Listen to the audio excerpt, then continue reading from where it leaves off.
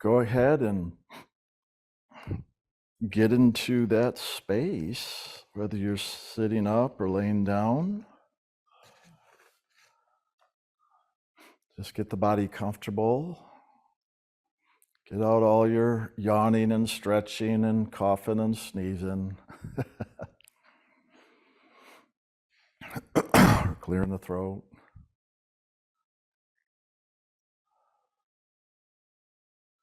And as you get settled in, you can close your eyes.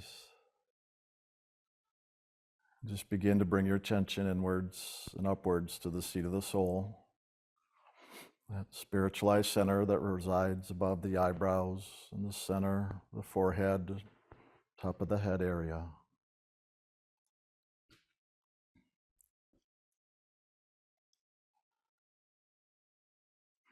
And just begin to focus your attention upwards as well as inwards. And as you do, become aware of an opening. You may actually see it as a round opening or a tunnel, or simply as an inner light with maybe a dot in the center. You may feel it. I often feel it as literally a very perfectly round opening as a door. And in that awareness, notice the difference. And throughout this whole time of meditation, just pay attention, because there is definitely a difference with your awareness, with a presence, a frequency, as compared to when you're just focused in your mind. When you're focused in your mind, you'll notice of more of an aloneness, where it's just you and your own thoughts, your own feelings, your own fantasies, your own body. But when you look up beyond that, and you become aware of that inner door, and that it's open, you'll notice that as you gaze through this door, the difference that is beyond the personal self here. And you'll notice the difference of the energy, the frequency. You'll become aware of that peace or loving. And more than likely, you'll begin to see that inner light, often as the purple, the blue, or the golden white, or just simply a stillness, a deep, deep peace. But you also may notice a gentle movement, like a very peaceful, quiet river, just moving. And as you remain open and just accept, through that doorway, you may begin to experience that loving, that light, moving into you, into your personal consciousness, down into your body, and of course, through the mind and emotions and imagination. I just want you to become aware and begin to really wake up and notice what that frequency of spirit is. And when you're in your own personal mind, so that you begin to know within yourself the difference, so that you have a greater awareness to empower yourself by looking upwards into spirit and then allowing spirit into you by the choices you make, by choosing how you place your attention, your focus into God's loving and into your own soul's loving, which is one and the same.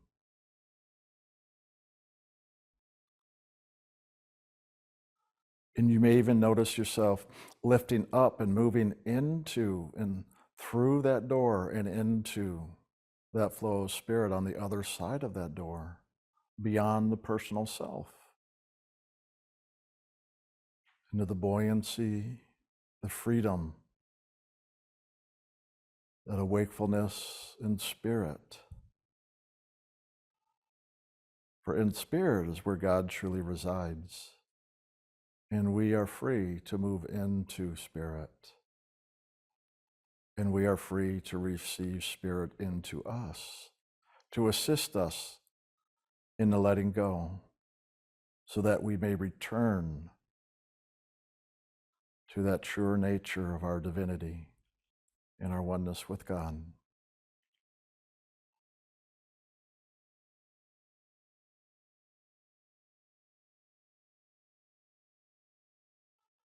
And all we're doing in meditation is holding this focus as long as we can in the quiet, in the stillness, in the receptivity. And of course, as we prepare the way as well, through our attention, but also by loving God directly. So now I want you to become very intentful through this door. Just begin to love God, no matter where you find your attention centered, whether it's still at the seat of the soul in the body or whether you've moved your awareness into that spiritual sky beyond your personal consciousness. Just begin to love God by focusing ever higher towards that greater sun, that source of the loving and the light and the sound itself. That you move your loving just by that intention and focus towards God. That you direct your own river of loving into God's. And of course, this is what the holy names are for. Whether you use the name you may have received in initiation, or the Hu or Anahu. So just now you can begin to chant or sing the sacred holy names within yourself as you direct your awareness towards God. As simple as telling another that you love them. Begin to do the same with God, but yet in greater ways, with all of your beingness. Direct all of you in this loving movement towards God.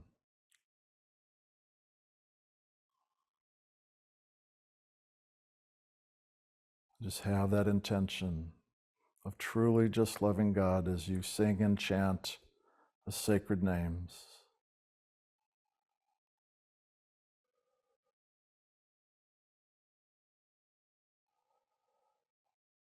Just continue to observe at the same time so that you ever stay present and aware of the movement, whether it's your loving moving towards God or your receiving of God's loving for you. Be aware of it all and be aware of the differences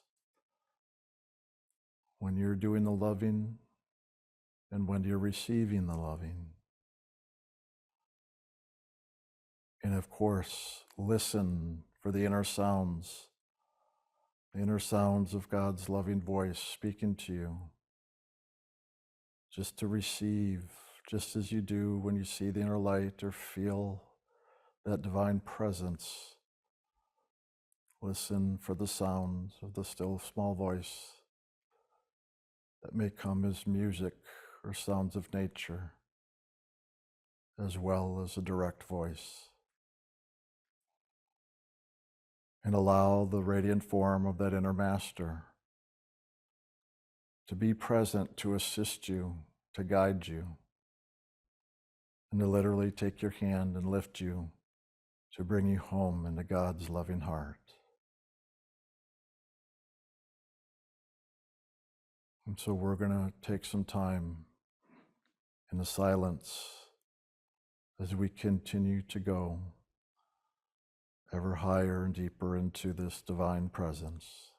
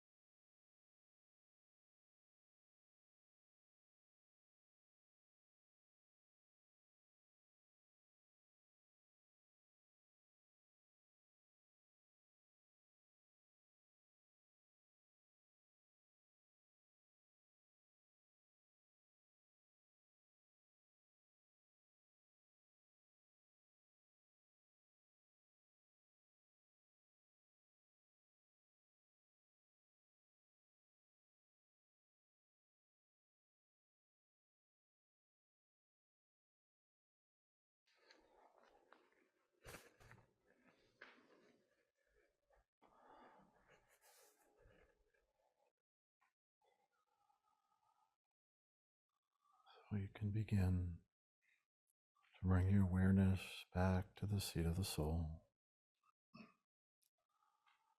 Still peering up through that open door, maintaining that inner awareness of the spiritual realms above. And just allowing yourself to gently be present on all levels, so that even as we become more aware of the body, that we still maintain that inner focus and awareness of that movement of grace and loving, and that we keep that door open, allowing ourselves to be unfolded according to God's will, that we may awaken and find that greater freedom and liberation as we ever surrender and allow God to work in us and through us, and as we choose into God.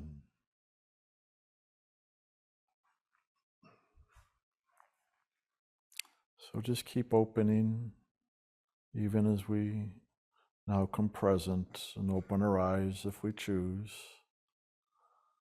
and definitely open our ears to hear. We'll just take a few moments just to come back, and if you had any awarenesses or anything, if you have a journal nearby, you're welcome to make some notes of your inner experience as we just get more present.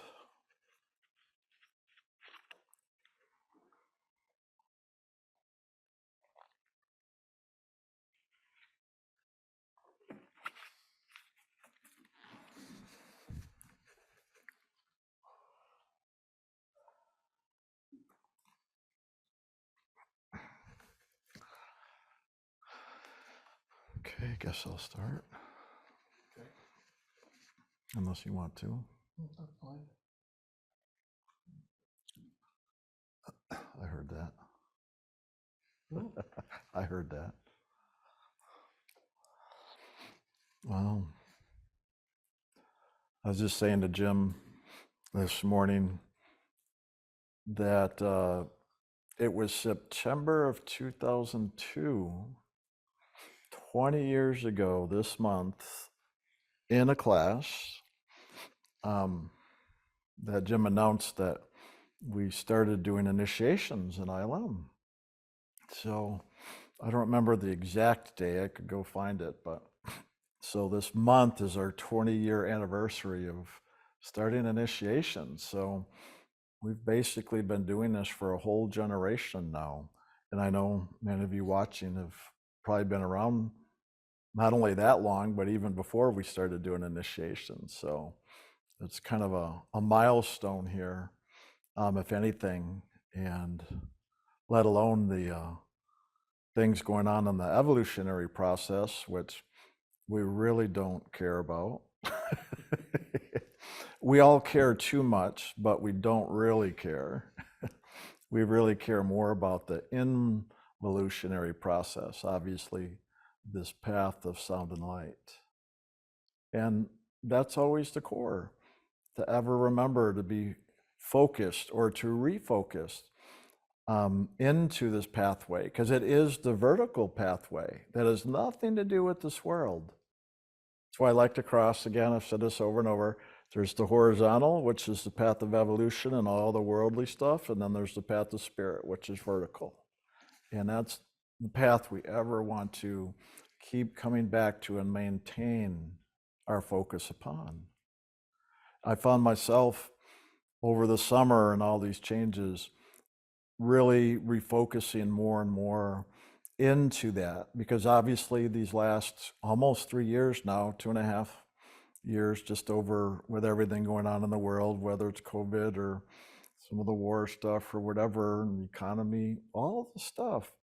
It's like, yeah, there are times like what we're going through now that there may seem more turmoil or intensity, that we often feel ourselves challenged in greater ways. And when that goes on, we find it harder to focus on spirit because we find ourselves getting more caught up and distracted by all the things going on in the world.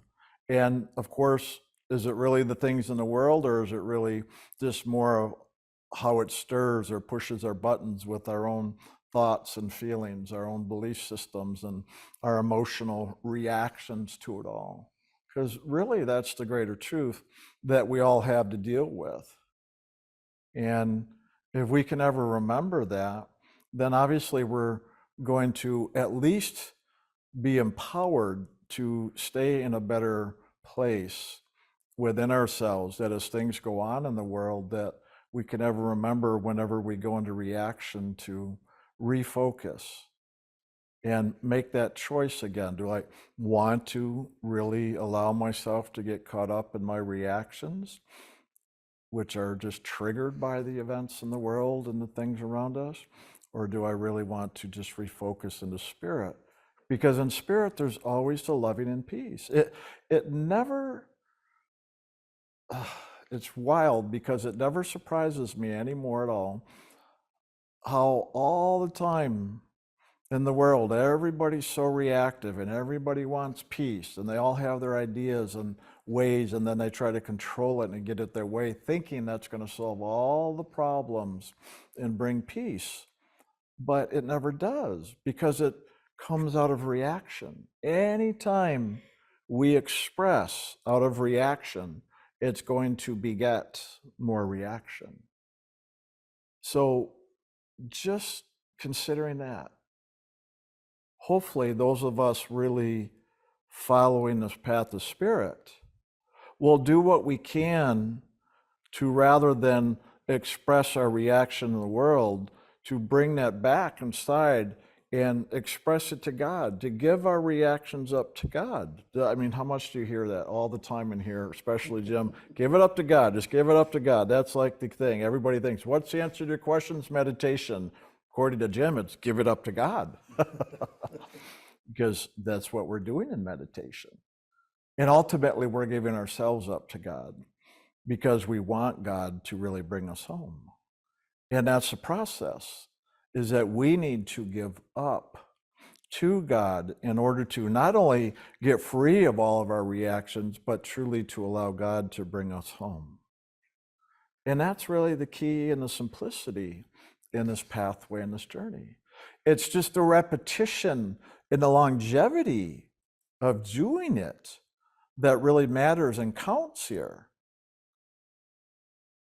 And it's not about where we even find ourselves in our own, as our own divine spark, our level of awareness, whether we find ourselves in a body or we've passed and left the body and we're in the astral realm, the causal realm, the mental realm, the etheric realm, even the soul realm.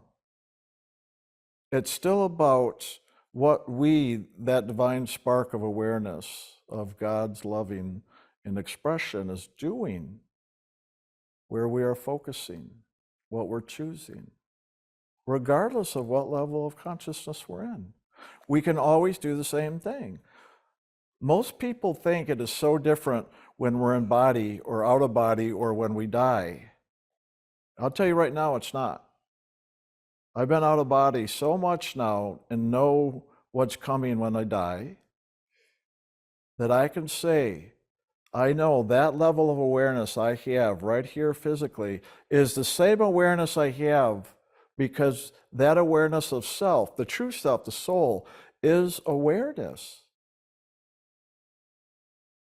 So that same awareness of self is present on every level, no matter where we find ourselves, in the complete darkness in the hells or in complete light in the heavens. There is the awareness of self, of soul. But all that comes in that awareness expands and contracts. But regardless of how expanded or contracted that awareness is, there's still awareness of self. And that is the thing that I find so many misbeliefs around, that it's important to remember you never really lose yourself I know another pathway that says not one soul will be lost. Well, of course, because you can't lose yourself. In other words, God cannot lose God's self. And we, as a soul, is that expression of God. God cannot lose itself. We cannot lose ourselves. If you really hear what I'm saying, hopefully that'll give you some peace. Because no matter what happens to you or in your physical life or after your physical life, you will not lose your awareness of self. You cannot lose yourself. Now, in this world, we hear all those phrases like, to thine own self be true. So in this world, we're like, well, okay. So to thine own self be true. Well, what is thine own self that I need to be true to? And of course, in the world today, we hear all the time, just be yourself. I mean, it's everywhere. Be yourself, be yourself. Everybody says that now. But how many people really know how to do it? Because most of the time when I see people say that, they're often saying it out of a reaction of some sort because they're upset. And in that upsetness, the good news is, in the upsetness, when we have these reactions, it pushes us in such a way that it motivates or moves us in some way to want to know, well, who am I then? Who is this thine self that is I want to be true to? But see, most of the time, people don't look at that or talk about that. They just get focused on what happened out here that caused the trigger of the reaction in ourselves. And so then we're ever looking outside of ourselves, fighting with what we think is that which triggered us. And so we're ever looking outside of the self rather than looking to our own true self. Not even realizing all these outer events that we get triggered by and we go into reaction with. It's a dance. That's why I'm doing it like this. It is literally a dance that we are in the center of it all, the nucleus, in all of these things dancing around us. That as we ever look outside of ourselves in the nucleus and watching the dance around us, we're ever reacting to this that is dancing around us. And so as we're ever focused on that, we're never going to really know the true self. We're just going to keep reacting to that which is around us and trying to find a way to control that which is around us so that somehow it gives us some sense of peace or happiness. And then what happens? That peace and happiness ever eludes us because the harder we try to control it, the more we can't. The more that which we try to control then rebels, pushes against us or resists us, and all that we're trying to do with it. You guys know what I'm talking about. Everybody does. So we need to first start at that level of awareness of what and how the world works in reflection and how we're just always looking outside of ourselves in this dance and our reactions to the outer stimulus. That's the first level of awareness. To begin now to be able to make different choices, to detach. Well, what is attachment? We, when we focus outside of ourselves, are literally putting our love, our awareness, out into these things in the world. And as we do, that's what we call getting attached. Because as we put that essence of our loving into these things, people call it giving our power away. We give our power away to these things, so we get attached, caught up in what's going on. So everything that goes on that we've put our awareness, our attention into, given our power to, then guess what happens? We, on some level, consciously or mostly unconsciously, but as we begin waking up, we'll become more conscious of as all these things dance around, we are going to be aware of it. We'll feel it, see it, hear it. Somehow, it'll tug on us. These are all the strings of attachments, karmic attachments. How do you think we get all of our lessons? You guys ever see pictures I've seen lately, like there's all this stuff nowadays about like brain cells and neurons. Begin to rewire your brain. And it changed all the neuron and the pathways, right? You ever see like a nucleus, a cell? I've seen pictures, there's a nucleus, and then there's these weird tentacles coming out all over from this nucleus, like a spider or an octopus, but even more so out of every direction. That's what I'm talking about. The soul, this nucleus, is like a perfectly spherical ball of light, and that is the divine spark, the soul that we are of God's loving. And then from that light, like a ray of light, like the sun, those rays of light go out. But then where do they go to? Well, those rays of light is our loving that we now in that put out. And as we focus that onto these things, it can be people, places, things, even thoughts and feelings, same thing. Not just physical, our thoughts and feelings, the same thing. These rays of light of where we give our loving or power to, we give life to, and those are our attachments. And so all of these things, well, just like they're talking about in brains, this is why I'm bringing this up. There's so much of it now. The neurons, the new pathways. Well, that is literally like a physical reflection of what's going on with the soul. And that's why there's so much of this research now and stuff around all of this in the medicine. But it's still a reflection. But if we can take that concept and like we do with the brain and all of our physical, mental, emotional health, well, guess what? That's literally what's going on with the soul. So if we can now take that and now move it into the spiritual sense and realize how we can build new pathways, or in this case, as we try to do, bring back now those tentacles that go out and bring it back to the nucleus, to let go of or detach from those thoughts and feelings and that which we've placed out, given our power to in the world around us. Because as long as we stay attached to that, every time it does something, it's going to send that like I don't even know what to call it now. I haven't read enough to know all the impulses, the nerve pulses that come back to the source in the brain and the nucleus responds to that, right? The pathways. Well, those are our pain pathways as we have gotten caught up in all these things karmically through the mind, emotions, imagination, and body. But as we begin this process of to thine own self be true, well, as we begin in earnest to really seek out that self to be true too, we'll first start looking out here. Right? We'll look for spiritual materials, books, sayings, teachers, religions. All these things we'll look for out here. But eventually we realize, because most of at least the truer teachings, will say to go within. And there'll be some type of meditation or prayerful practice of where we've got to bring our attention back in now, as we do in here, bring our attention into the seat of the soul and up. And as we bring that in, well, what happens then? Well, then all those things we've got attached to out here, now we withdraw that energy and we bring it back to self. Even if we don't understand or know that's what we're really doing, that is what is happening as we go into meditation, that we begin to withdraw now that which we've put our energy into. And so as we withdraw, that's the detaching. That happens automatically the more we focus within, as we seek out that divine self, to thine own self be true. So it's a process.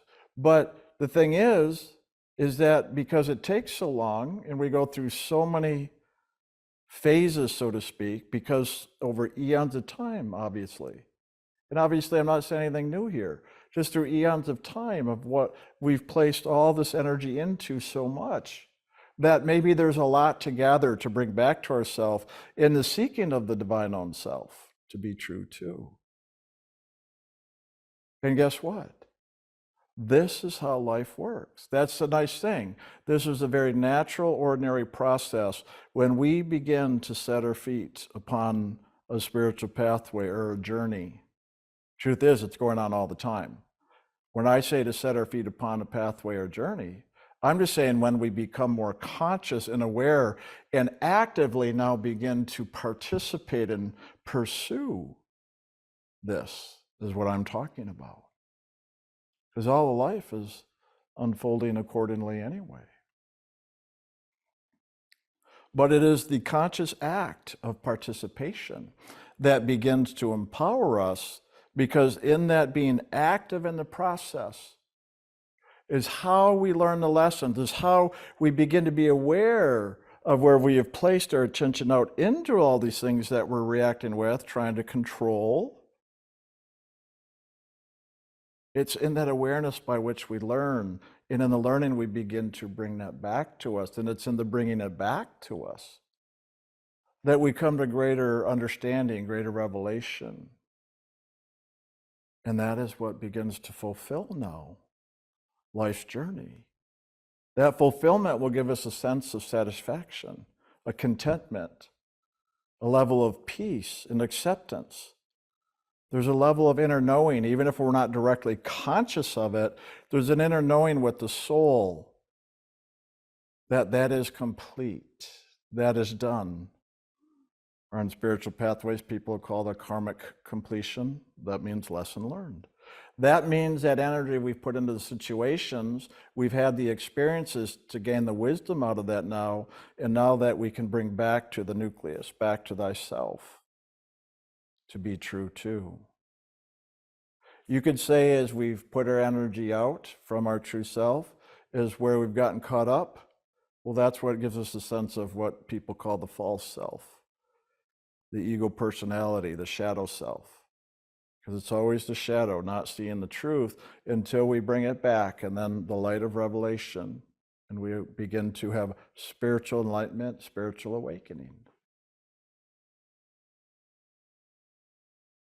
So be aware at some level, to the degree you can, the process that unfolds here, because in that you can utilize that to help empower yourself.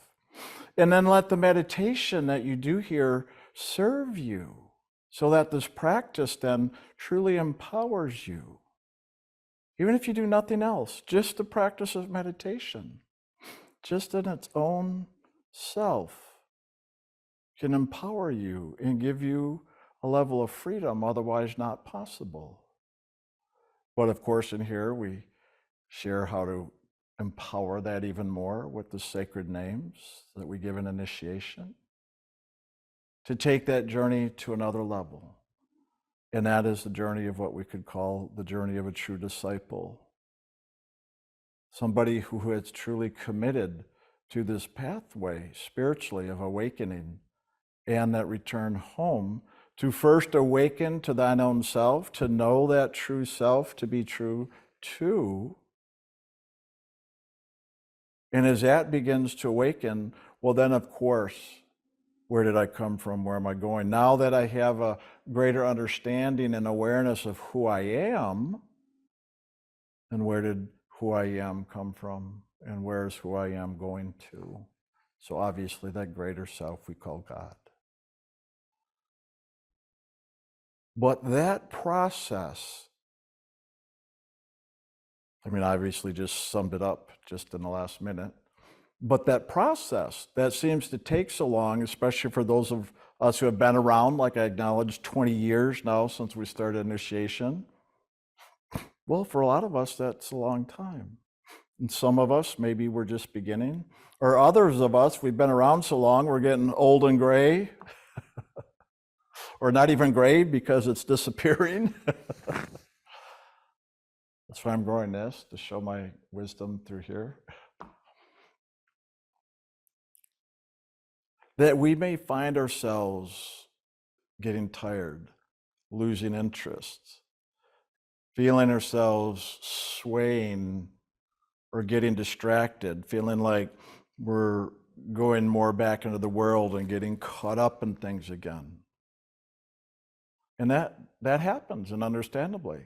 You know, just if anything, as we're younger, we may have more energy. As we get older, we may not. And also we tend to lose interest in things that we've done for a while. And that is just kind of a process how things unfold here. So at some point, we may not have that original level of enthusiasm or curiosity that maybe we began with and maybe even carried for many of the beginning years. And that maybe those motivations, curiosities, inspirations have changed or shifted, to say the least. So then we need to begin to now look, what's next? What is new, or how can we renew that enthusiasm or curiosity?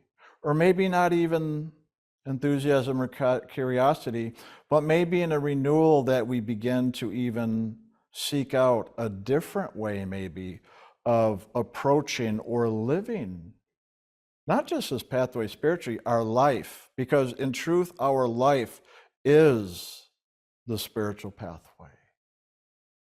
Because if we've been doing this a while, more than likely, you know now your life is about spirit, about awakening, about learning your lessons, fulfilling the self, so that we can now return home. And so we may at times find ourselves not just renewing or re-looking at what we're doing on a spiritual journey, but even a process of reevaluating our life as a whole. Because remember now, when I say life, I'm talking about our life in whole, as that our life is the spiritual journey. And so we begin to look at our lives and reevaluate what we're doing, what we've done over all this time, let alone the last 20 years. What about your whole life? Give a life review, let alone the last 20 years or 10 or 5 or even the last year or even just the summer. As I said, the summer of change. Change happens, or my joke is shift happens. Well, this was a summer of change and shift. And it may have seemed like a lot of it, because there are periods where now we have completed certain things, and it is time now for a change and a shift to now move forward in a new and different way, so that we can have new experiences, new awakenings, new adventures, more to learn, more to grow. The problem is when we become so habitualized and accustomed to things being a certain way, we get so ingrained in it that we have a hard time now when it changes. And that's the thing. If we're proactive, change is easier. But if we're not proactive, change, when it happens, it's by default. It's not by our conscious choosing that we're actively choosing it. But now it's more like it just happens to us, right? So then we go into reaction and complain about it because we weren't actively seeking it out. So then what? Because change happens, what's wrong? What did I do wrong? What happened that all of a sudden things are changing? I didn't ask for this. I didn't invite this in. I'm not seeking this out. So what the heck? And then we'll sit there and go, either I did something wrong, so we go into self-judgment, or they did something wrong, so we go into judgment of others. And that's always the case. Because as long as we look out here at those things dancing around us, the self and the nucleus, we're ever going to be always reacting to everything. No matter how big or little, that's just what happens. Until we finally wise up and realize what I'm saying here, that until we learn from all that we're reacting to out here, that it's teaching us something, and ultimately it is for us now to detach, to bring that back to ourselves, to re-empower ourselves, to take that lesson, awareness, and the wisdom of that. That's how we free ourselves. This is step by step the process of liberating the soul. So we need to begin to look when change happens, rather than reacting, complaining, and thinking it's terrible. Oh my God, look how terrible. Oh my, it's so funny, I see all the older generation judging the millennials so bad. And then of course the millennials judge the older generation. It's hysterical. I see it all the time. Just go look on social media. It's crazy. Everybody's always judging each other, because that's just what we do here when we're ever looking outside. How about if we take all those judgments and what we're complaining about, what we're reacting to, and begin to look at, why am I complaining? Why am I in reaction? What's going on here really? What is this all teaching me? Where's the value in it? See, we're never going to get the value. We're never going to get the lesson unless we begin to approach and look at all of these circumstances and things in life and actively, consciously begin to ask, to invite. We have to approach things differently if we are going to get the value out of all these things dancing around us. And that is literally what we need to do if we are going to liberate the soul. It is not until we do that does that come back and we detach. Otherwise, we're going to live out all those attachments. Come hell or high water, right? The heavens and the hells. We're going to live it all out, the highs and the lows, until that karma is really done and we have no more choice, that the only choice left is default, because we weren't willing to truly look and to learn, but rather we just looked the other way. We avoided it because it's too uncomfortable. I don't like how I feel. I don't like what comes with it. I hate confrontation. That's the big one. That's why I teach Jim all the time. He hates confrontation.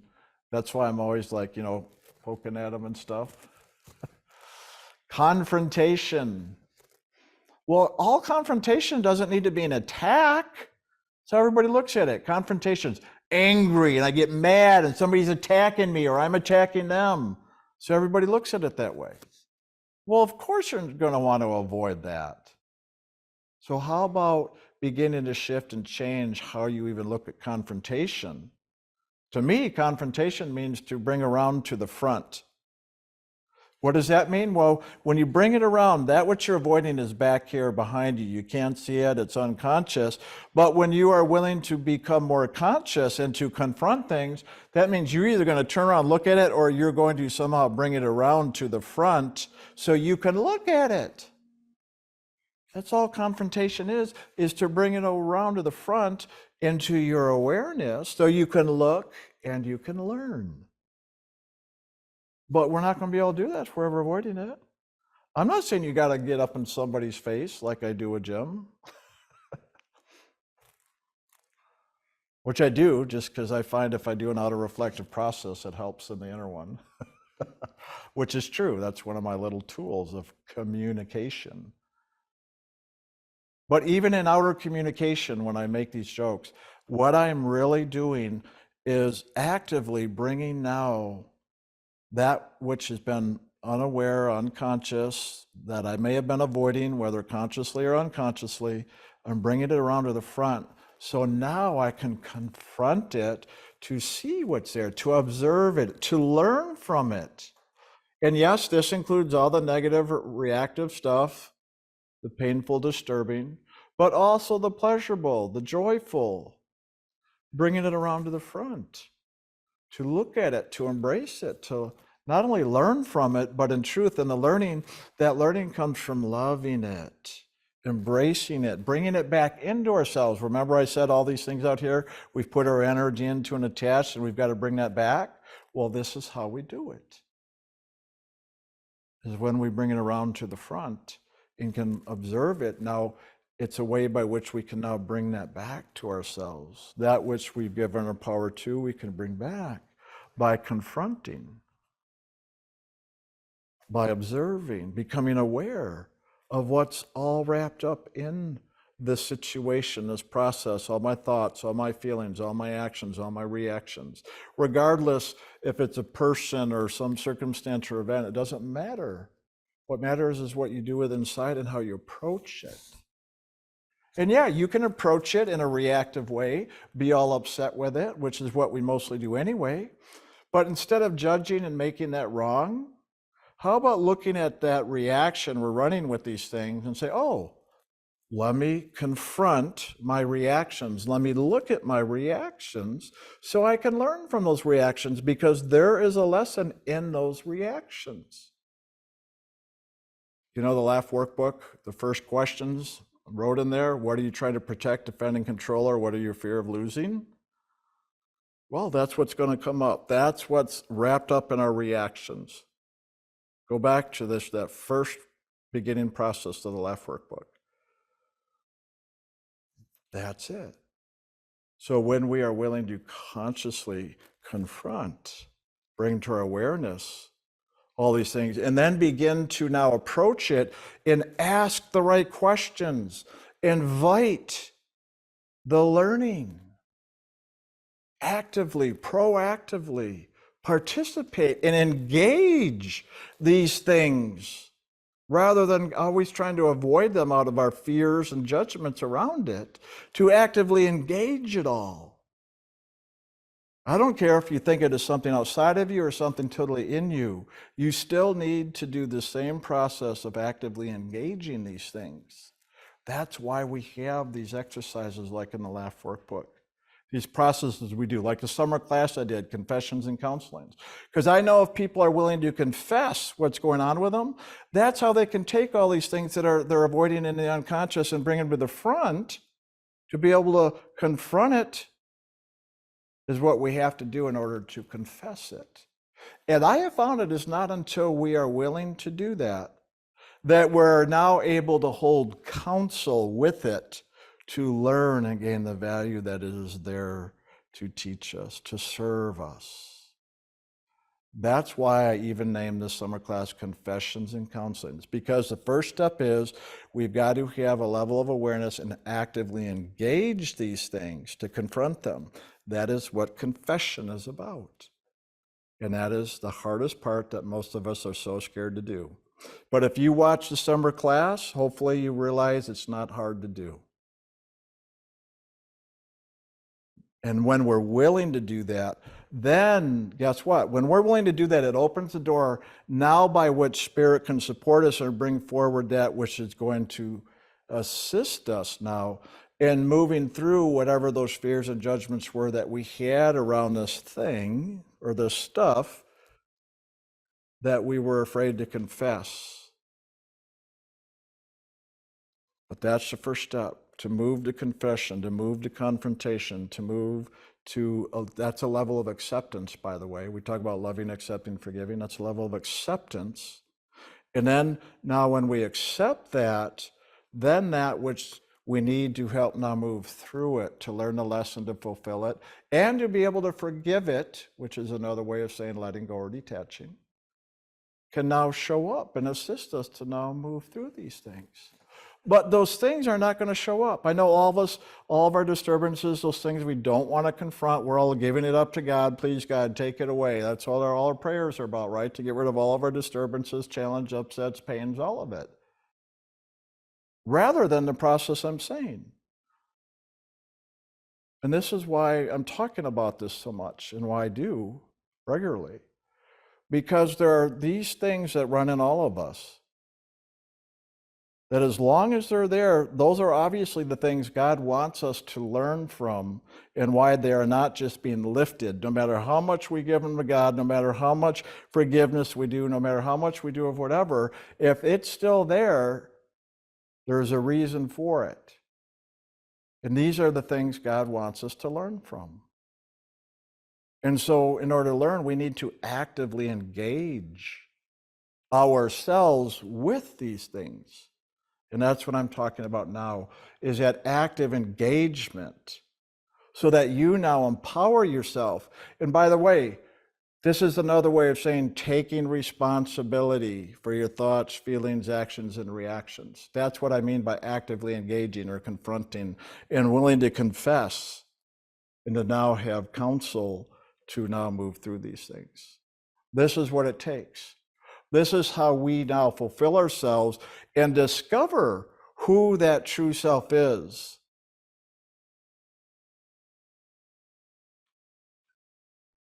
To thine own self be true. So there is this process by which we need to go through in order to come to that place of truly knowing that self. And that is the thing that is so hard and lacking in the world. And that is where we're ever going to be misled or distracted if we keep looking to the world, thinking it's going to do it for us, somebody else is going to do it for us, or that the world's even aware of it, let alone can teach us how to do that. It doesn't. That's why we need to seek out and find, just like we do here in ILM, why we talk about this, as well as the meditation, obviously. Go back to our website, look at our core principles that we teach.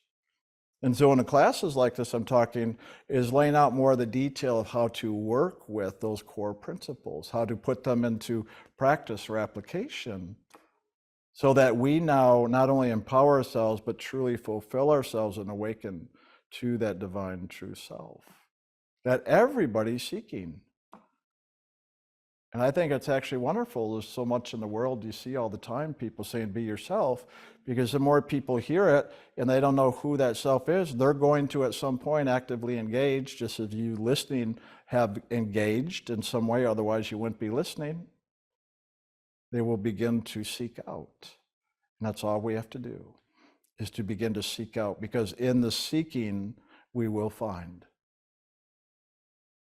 I just listened to a talk recently on the website that Jim did called Seek First the Kingdom of God. Well, that's it.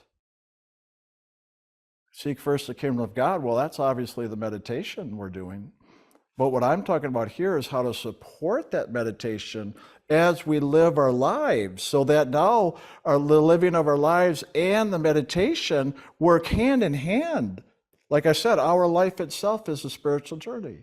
So that way our life of seeking God, both in meditation and in our day-to-day living, all becomes aligned vertically as one movement towards God. And that is why I talk so much about this, and why we do all these other programs and processes along with the meditation, so that we bring all those other selves, the me, myself, and I, we bring all those selves into alignment, so that all those selves encapsulate into what we call our life becomes fully aligned, and our life then really is. Our whole life is about seek first the kingdom of heaven, which is another way of saying God first and God only.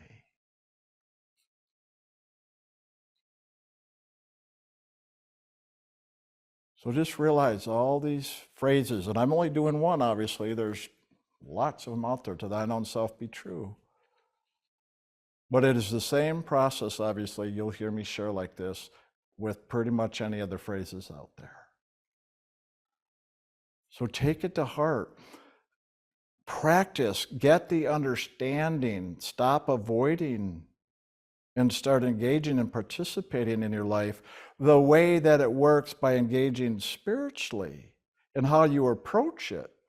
It's very simple. Whenever you find yourself in reaction, that is the way to know it's time to engage. But if you go into reaction and just get up in your reaction and just complain about it and do nothing, it's not going to do anything for you. You're not going to learn anything. And then guess what? Then life is not serving you. You want life to serve you and work in your favor? You have to actively engage. And this is how. This is how, by taking responsibility to actively engage. And as you do, then guess what? That level of confrontation, it's going to come up naturally. And by the way, this is a lot of the reason why people won't do the inner work, why people won't meditate, why people say, I can't meditate. This is why. All these things I'm talking about are the reasons why people won't, don't, can't. Because when these things come in, they can get so uncomfortable. We get too fidgety. We get too this, too that. Why we can't focus, why I don't have the time, blah, blah, blah. These are the reasons, because of all these things.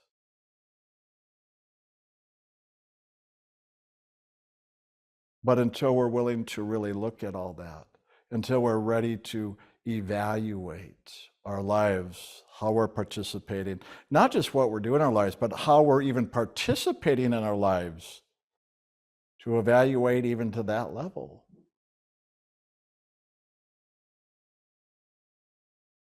I've been finding myself As I was saying earlier, just even coming to the place of recommitting. Well, recommitting to what? Recommitting to the spiritual pathway of engaging myself more fully like I did in those beginning years. Because after a while, it just becomes kind of ordinary. Well, it's just kind of what I'm doing. But in that, if we don't pay attention, like I said earlier, it's easier to get distracted. And then before we know it, we're caught up in things in the world again, not even realizing that's what happened. Until things start going wrong. And we go, what's going on? Why is life being so hard? Where before I was so joyful and I was living in this synchronicity and things like, wow, spiritual things were happening. I was having more awarenesses and remembering things. But now it seems like that's not happening. Everybody asks, is it because of all the things going on in the world? No, it's not. It's because of what's going on inside of you with the world. So it's what's going on inside of you. So begin to come back to yourself. Always come back to self. To thine own self be true. Keep coming back to yourself. Let everything in the world that you react to, that you blame, that you wonder and question, use it as a trigger to remind you to come back to self. Come back to self. Come back to self. Come back to self. Come back to self. The true self of the soul. That's a daily commitment. That's a daily recommitment. And then the more you do that daily, then the recommitting now brings you to another level, to take your journey further, higher, to the greater heights of spirit. Because if you've been living this for a while and you've been beginning to move into the soul realm and finding the greater freedom and awareness, well, now it's time for the next stage. When we begin to move into that soul realm and wake up to really know thine self, that true self of the soul, just before that, there's often a lot of change. Well, that's what I was talking about, the summer of change. Yes, we see it in the world a lot, but I'm talking about in you. So if you've been doing this path a while, and this has been a summer of change for you, that's a lot of what's going on. Because a lot of those things that are getting completed and wrapped up with our karmic lessons and attachments, that process then can intensify as we move into the fulfillment of that learning. It's kind of like in school when you have final exams. You've got all these final exams and you're going to graduate, but what if you don't pass the exam or get a passing grade and then like, oh my God, what'll happen? So that's the level of intensity and often the worry or fear we can go through, because that's how we've been conditioned in the world, is to approach it that way. But that's why I'm sharing a different way of approaching things. So that as these things unfold, when that intensity comes, approach that intensity in a different way. And then you're reevaluating your life. Now your life can begin to work differently because you now in the reevaluation are approaching it differently in the way that I'm speaking of now. And this, by the way, is what we need to do as we continue that journey now into the realms of spirit. And then life will become different. Change will happen. But that is a good thing, because now it ushers us along into the next steps to continue that journey ever higher, ever greater liberation. And it often has some actions of service in it, because then as we turn around and serve those around us as well, not only do they get the benefit of our experience and understanding and awakening, but that's actually what assists us personally to continue our journey higher, back into the very heart of God. So this is the process. For those of you who are steadfast upon this path of sun and light and how to live your life. And again, as you know, this is all about the inner workings. I didn't say how to live your life physically. We share how to live your life spiritually. And then it's up to you to apply it.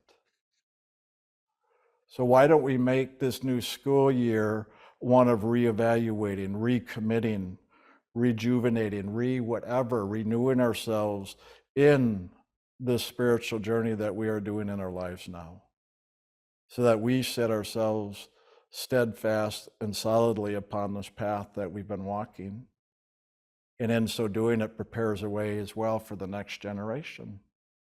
It's time. It's been a generation. Well, we're all getting old and gray. Time for a space for the new generation too, which we're seeing. A lot of 20-year-olds are starting to show up now. It's kind of fun. So enjoy the process. Those of you who are becoming elders now, including myself, enjoy the process. And look at being of service as well as this next generation comes forward. And let that serve and assist you in your own continual journey of awakening and liberating. Okay, thank you.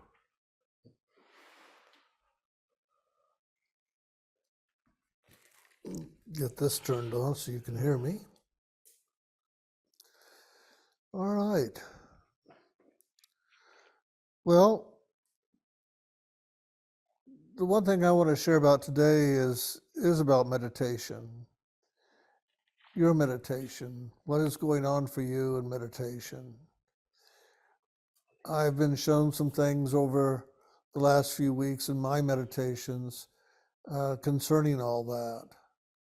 And there are some of you that feel as though you've been abandoned, or that the energy just isn't there and there's nothing guiding you or leading you, or that you are so caught up in the world and busy with everything else, there's just not time like there used to be to do the meditation, or you've lost the discipline.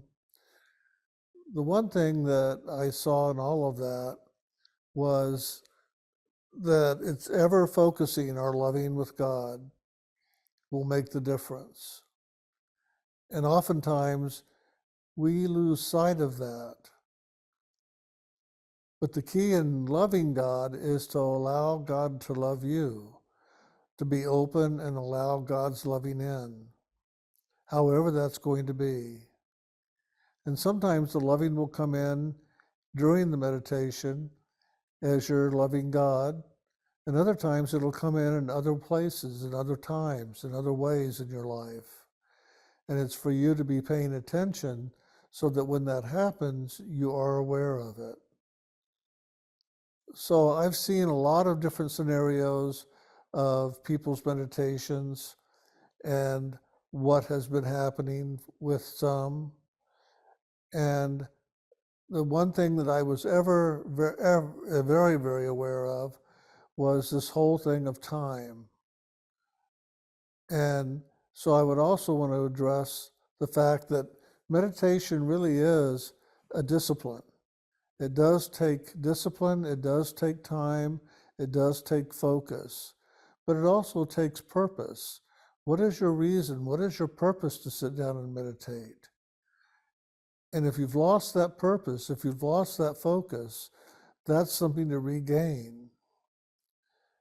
And the one thing that I saw very easily in my meditation concerning all that was spend time every day listening to talks, reading the 3 books that we have out there, and reading other material that support this inner pathway, the different poetry books that we've recommended and the different poets that can inspire and focus you back inside. Listening to a talk every day can make a huge difference in ever staying on the path and ever staying focused. I still listen to my talks. I listen to Brian's talks. And I listen to a few other talks that I have from other spiritual teachers, such as Charan Singh and Grinder Singh in India, because their talks also inspire me and lead me back inside, to keep that alive inside of me. So I would say that look and see what you're doing. And it's easy to get lazy, it's easy to get too busy, it's easy to bypass the things in the world that support this pathway because we have so many other things on us all the time that we need to do, we want to do, we should do, and we don't take time to take care of our inner self, our spiritual self, the way we might be doing in the world. So look and see. Have you gotten lazy? Have you set things aside because you weren't getting inner experience? You decided to put your time into other things elsewhere? Try coming back if you have. Try coming back by listening to talks, by reading material, and by doing the meditation. And for some people, they've gotten to a place where they can do a half hour or an hour and a half of meditation, and then it just stops. It's cut off. And so they get up and start the day. And that's fine. But if you really want to have the truer experience of what this meditation path is really all about, sit beyond that time where you normally would cut it off and move on. Sit beyond that time and refocus on God only, and see if you can begin to have a deeper, more profound experience by expanding that time and by expanding your focus and really creating for yourself a true inner experience. It's for you to create it. It's there for you all the time. You are a divine, living, loving essence of God. And that means that God is with you all the time. You've never been abandoned. God has never walked away from you because God can't. God cannot walk away from you. If God withdraws the soul, which is God, from the body will die. But that which you are, the soul, is ever with God, in God. And it's for you to realize that and wake up to that and to begin to live more in that essence rather than from the body. And that's done through meditation. We can read, we can do all these different things, but if we don't do the meditation, we're not really going to fulfill the inner experience, the inner journey, the inner awakening. And this is truly about awakening, waking up to the truth of who we really are as spirit, not just living in the world and getting caught up in the world and doing the world and maybe fulfilling ourselves in the world to some extent. What we're really here to do, especially if you're an initiate and your soul drew you to get initiated, it means that your soul is ready to go home to God. Your soul is not so interested, not so invested, not so focused into the world anymore because it's done the world. It's learned the lessons. It's done the process. And it's ready to let go of the world now and go home. And that's a good place to be, to know that you are complete here. You truly are complete here. And if you've received initiation, that is what this is all about. The soul knows it's complete here. The soul knows it's time to go home. The soul is ever pulling on the consciousness now to let go of the world, to let go of the things in the outer, and to focus inward and upward and let's go. And it does mean that we will find ourselves disconnecting from the world, that people will pull away from us, that people won't be interested in being around us anymore like they used to be, that we aren't interested in being around others or doing things in the world that we used to do all the time and enjoyed it. The interest is gone because our attention is elsewhere now. The soul is being called home, and the soul wants to go home. It's anxious to let go of this world and go home. But the mind, the emotion, the bodies, all this is a part of this outer world, is not really willing or ready to let the soul go. It wants it to stay so that the body consciousness can continue having experience here. And it's for us to find that balance so that we don't get so reinvested back in the world again that we lose sight of what it is we're really here to do. And I know sometimes for some people it sounds like I'm just harping on the same old thing all the time. And, and I am, because that's what I'm here to do. I'm here to remind you. I'm here to remind you that you are soul. You are not this body. And that soul is of God. It's not of this world. And when the soul is ready to go home, it's for the body to let go of the soul little by little, over time, until the soul is complete here, totally complete, but also totally attached to God and able to just leave and move on higher and have the greater experience of liberation. Liberation from this creation, liberation from this prison, this trap, this whatever you might call it here for yourself. Throughout the Bible, it talks about it in just those terms. Talking about how we are here to liberate the soul. And it's for us to do that. And we each have to do it for ourselves. No one else can do it for us, even though we all wish that somebody else could and would. I've often said if I could do that, I would do that for people. But that is not my mission, that's not my role, that's not available. It's for everybody to do the inner work. And that inner work really is just the meditation, spending time every day focusing on God, loving God, and let God love you. And have inner experience if you have them.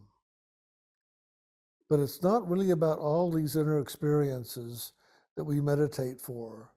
We meditate just to be with God, to keep looking up for a while, sharing our loving with God, receiving God's loving, chanting that sacred name, because that is the movement of loving. That sacred name carries the action of liberation, the action of loving, lifting a soul higher and higher.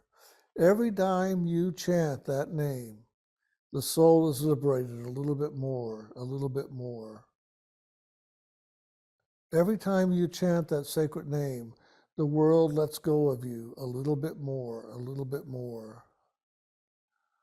And it's interesting, when the world begins to let go of you, the consciousness reacts. It's like, oh my God, I'm being abandoned. There's nothing here for me anymore. I'm all alone. Oh my God, what's wrong? This isn't good. But yes, it is. To have the world begin to let go of you and not hold on so hard to keep you trapped here is a good thing, even though sometimes in our consciousness it feels disturbing.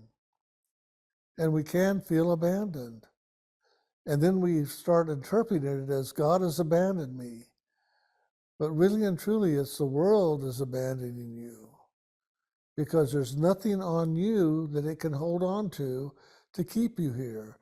You're freeing your soul by letting go of all these essences of this physical creation that does hold a body in bondage, that does hold a soul in bondage.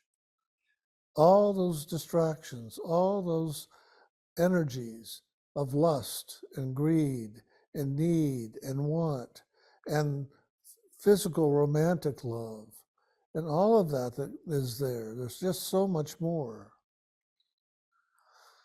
When that begins to deteriorate and let go, because you're holding your attention more on God now, and all the focus and all the attention is going upward, not down into the world withdraws, and we do feel alone. But it's a good aloneness because we are filling that place that is feeling alone with God's loving, with God's participation, with God's presence. And that is what is so important. I know this for myself. I've gone through this over and over. I've been doing this since I was about 6, 7 years old.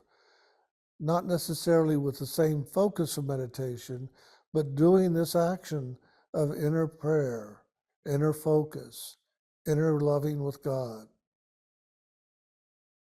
And I know the cycles. I know that it moves in cycles. And so we have these wonderful experiences for a while, and then it seems like it all dries up. It's gone. Oh my God, what's happened? Am I doing it wrong? Have I been abandoned? Why is it not happening? It's because right now you need to be in that space of reevaluating, regrouping, and letting go of more things in the world, little by little, or letting the world let go of you, little by little. But it's also about staying focused, keeping your attention ever inward and upward on God. The more you can do that, the more you're going to find yourself moving more rapidly inward and upward, and more rapidly having experience and awareness of that liberation action in some form. Whether it's watching the world letting go of you, watching you letting go of the world, watching you rising up inside to have other experience inside, whatever it might be. The key to all of this is loving yourself. Love yourself, but let it be the soul that is yourself that you love. Don't love the body. Don't love the things of the world. Don't love the outer. Love yourself. Love the soul, because the soul is where you find God first. That's where you find God here. This is the seat of the soul. And the soul is where you find God first, here at the seat of the soul. It can be a spark. It can be a sound. It can be an energetic hug, the movement of loving, just so many different ways. Moses found it at the top of the mountain, which this is, as a burning bush, where he saw the light of God in a bush or within the physical self burning, but not destroying the bush. So find God the way it's going to appear for you. And then let that be an inspiration to you to ever go inside again and re-establish yourself in the presence of God. And let that be an inspiration to you to sit down and go back inside and meditate. For years and years and years, I journaled. I wrote so many things in so many different journals, it was just amazing. And I learned that sometimes in those dry spots in my meditation, or when I was losing focus, all I had to do was go back and read my journals and go, oh my God, that's right. I forgot all about that. And I would pick up some of the things in my energy and in my mind to remind me of why I meditate and why I want to continue meditating and what this meditation really is all about. And I tell you, for a long time, I had nobody in the outer to direct me, to focus me, to give me reason for meditating. All I knew is that inside of me, my soul wanted me to sit down every day and spend time with God. And to wake up and to ever know inside God inside of me. And God is focusing and calling me. And to ever give attention first to God.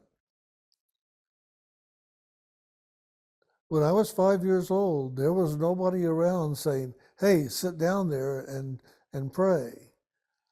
I just sat down myself and I prayed because that is what my soul wanted. When I was 18 and I graduated from high school and went to get my first job, I made sure that there was always time in the morning and in the evening to meditate so that I could continue having those inner journeys, those inner experiences, that inner awareness and inspiration to continue meditating. And I wrote all these things down for years and years and years. It wasn't until I was 19 years old that I met a person who didn't know about the path of sound and light, but he understood a lot of the things about the metaphysical world, and he helped me to understand my experiences better. And he also helped me to turn off and on the ability to be aware in the world and inside myself in such a way that I would not be so distracted in the world. Because when I was in school, I was just always awake and aware of so much upward, inward, that oftentimes I missed what was going on in class. And my teachers let me know that because they saw me looking up all the time. But I was looking up because that's where my attention was. That's where my love with God was. And I wanted that more than all this information that people were trying to give me in the world. But I didn't know how to turn that off so I could stay focused in the world and do the world as well. And that's where a teacher really helped me. A teacher of spiritual pathway, not of the world materials. And that's what we're here to do. We're here to help you to stay focused inward and upward. We want you to live now more with your awareness and attention God first, and God only if you can. Because the more you can do that, the more this pathway will really come alive for you. And I know what it takes. I know the effort it takes to sit and meditate, even when you don't really want to, or to meditate longer than you normally would. So give yourself the opportunity once again, if you're having a challenge with the action of meditation, with the action of waking up inside. Give yourself an opportunity again to do that inner work, to go inside and to wake up. Because that's what your soul is longing for. If you're an initiate, or if you're looking at getting initiated, that is your soul calling you into an action that isn't actually normal for the physical consciousness to do. You're moving beyond the physical consciousness, and the soul is acting. It's not reacting to the world or to anything. It is acting on itself to get liberated. And you are listening to that call, and you're taking advantage of that opportunity that is present here with the action of initiation. And this is a blessing. This pathway truly is a blessing for all of us.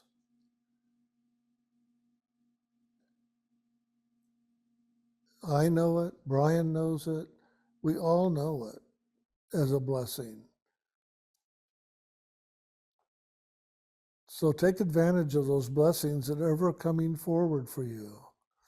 We make the talks available for free. We make the books available for free. We make everything with LAF for free. Do them. Do the LAF regularly. Do the meditation regularly. Listen to talks regularly. But then I know the resistance comes in because do you know how much time that takes every day? I do. Believe me, I know. I know better than a lot of you just how much time it takes. I've done it year in, year out, over and over and over since I was about 7, 8 years old. I could begin to just lay out how I lived my day, how I lived my life, how I passed up so many different outer opportunities to do the inner work.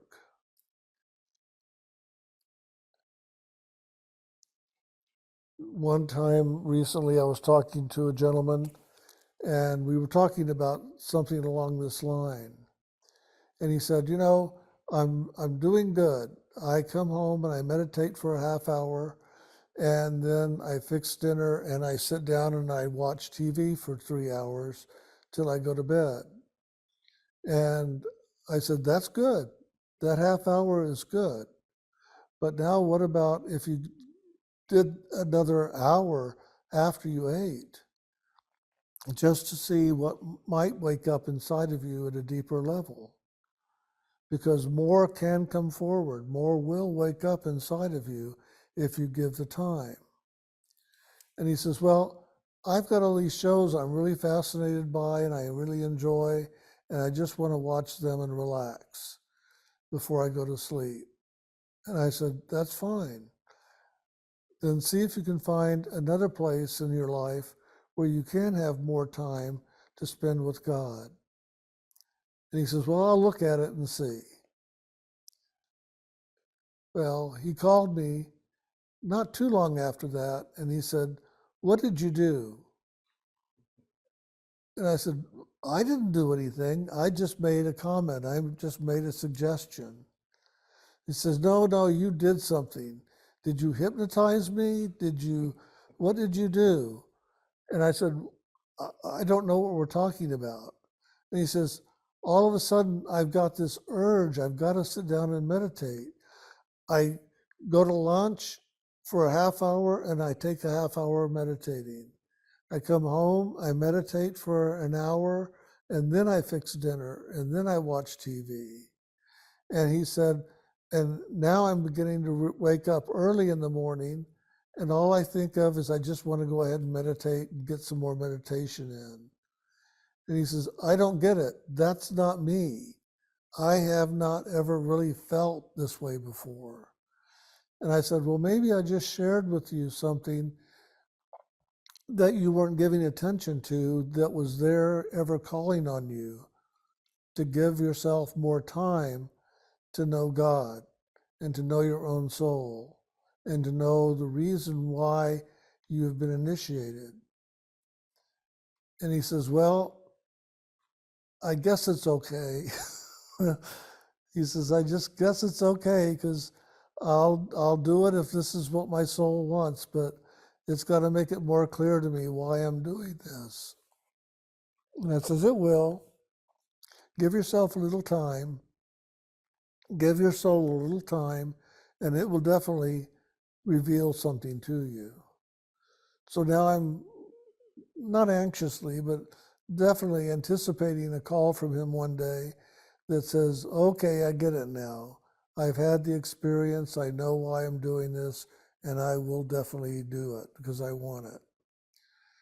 So find the time, find the opportunity. You know, when I started on this pathway, when I first went to work, I found different talks on tape that I could play in the car as I drove to work and drove home that inspired me, that focused me. And it really did help.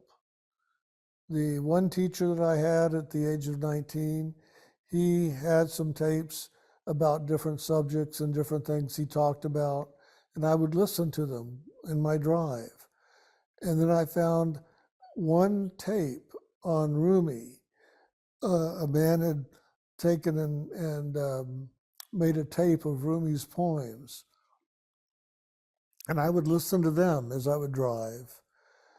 And it was very funny. I went on a date and I just had the tape on all the time when I was driving. And I didn't even think about it. And I picked her up and we got in the car and I started the car and the tape came on. And I thought, oh, I was trying to shut it off. And she says, "What is that? I want to hear that." And so she was listening to the Rumi tape. And she said, "Oh my God, you listen to this kind of stuff?" And I go, "Well, yeah, I do." And she says, "I think that's great." And I thought she was going to say, "That's really weird." But she says, "I think that's great. Where did you get this? I want that. I want more. That's something I'm looking for." And so it was nice because we had something to talk about and had developed a very nice relationship that we knew each other for 3 years, and it really went very nicely. So I would say, find those things that are going to serve you. Find those things, whatever it might be in the spiritual pathway, that will help you to focus and help you to sit down and meditate and help you to put God first in your life. That's what I've always done, and I know what it has given me because of that, and I know what will come forward for you as you do that as well. Okay. So thank you.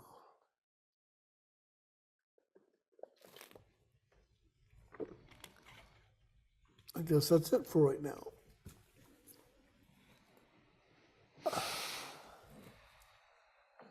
Okay. So it's about 20 after 3, it looks like, our time here. We'll take a 40-minute break, and then we'll reconvene at about 4 o'clock our time here, wherever you're at, about 40 minutes. And we'll move into the 2 hours or so of Q&A afterwards. So is there anything else, Kelsey, we need? We're all good? Okay. And just a quick reminder too, when we move into the break here, after we stop the video, Tanya and Kelsey will have up the announcement of starting again at 4, but the Hugh will be playing, and it'll have the info@island.org. So if you do have a question you'd like to share, write in to info@island.org on the email. And then when we come back, Kelsey will be reading those emails and Jim and I will be responding to those. That'll be wonderful. Okay, we'll have a nice break and we'll see you in about 40 minutes or so. All righty.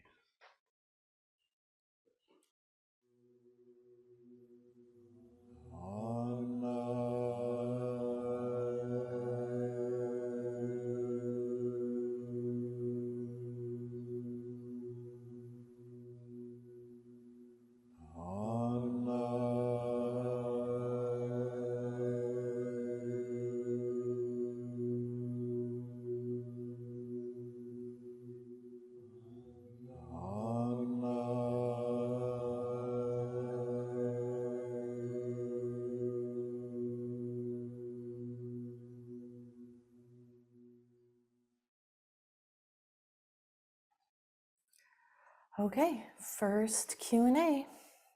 Dreams of my death. Dear Jim and Brian, I've had a succession of dreams recently about my death, which are always very disturbing and shake me up substantially. The latest one was my wife and I were on a journey and we're at a train station. We had many suitcases and our 2 children, which we don't have, were waiting for our train among the crowd of people, all waiting for the same train. We had to catch this train. There was no board of trains and times, and there were no announcements. The train arrived at the station and no one knew where the train was going. I ran up and down the platform asking the passengers where the train was going. No one seemed to know. We all got more and more frantic, and then decided to get on the train anyway. By this time, most of the crowd had boarded the train and we couldn't get on anyway. My wife was shouting, the kids were screaming, and the luggage had been scattered all over the platform. The train started and I was running down the platform, trying to get everyone on board. My wife tripped, and the kids ran away, and an open door on the train hit me on the head and killed me instantly. I saw all the confusion and mayhem from above and wanted to help, change, and help my family. Of course, I was unable to do anything in the world now. I was literally above it all, and everything simply faded away. There have been a succession of dreams, all resulting in my death, with me looking at the world after my death. My death and the observations of the world after my death were all very disturbing and shocked me considerably. Are these dreams a premonition of my demise, or are they a part of my process of letting go? Thank you both for your simplicity, dedication, and single-pointed focus you amplify for me. Love you all. Well, it's not a premonition, but it is a letting go. It is letting go of a lot of the things in the world that you may have been holding on to that you don't need to hold on to anymore. And so it's like a death to those things, a death of you, in a sense, letting go of those things so that they can't hold on to you anymore. So that's a very good dream, and dreams like that are really beneficial because it helps the consciousness to begin to truly let go of those things that just need to be let go of. And that's really the truth of it. The rest is really just a detail. So it's just letting you know that you're dying to those karmas and completing them.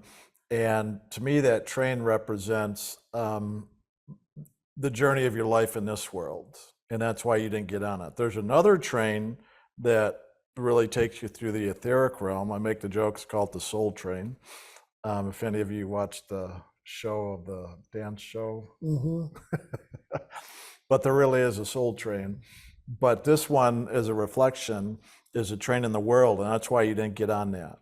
And having to do with kids and your wife, though, well, kids and wife, that, you know, that's about karmas in the world. Even if you didn't have kids, inside of you, it can also represent the basic selves of you and your wife. And it's letting you know that a lot of these karmas are getting completed. And that's obviously what we want on this pathway, because that spells also liberation, the soul. And don't worry, it's not a premonition, even though it could look like it, but at the same time, I don't know how old you are, the person writing in, so obviously it's a premonition at some point for all of us, but in this case, aside from my jokes, it really is, like Jim said, really just the karma is coming to an end. And it's hard for, as Jim shared actually today, it's hard for the self here, the physical self, especially the inner child, the basic self, the children in the stream, having a harder time, because when the soul lets go, then the body and what goes with it does die off. And that's where the disturbance shows up.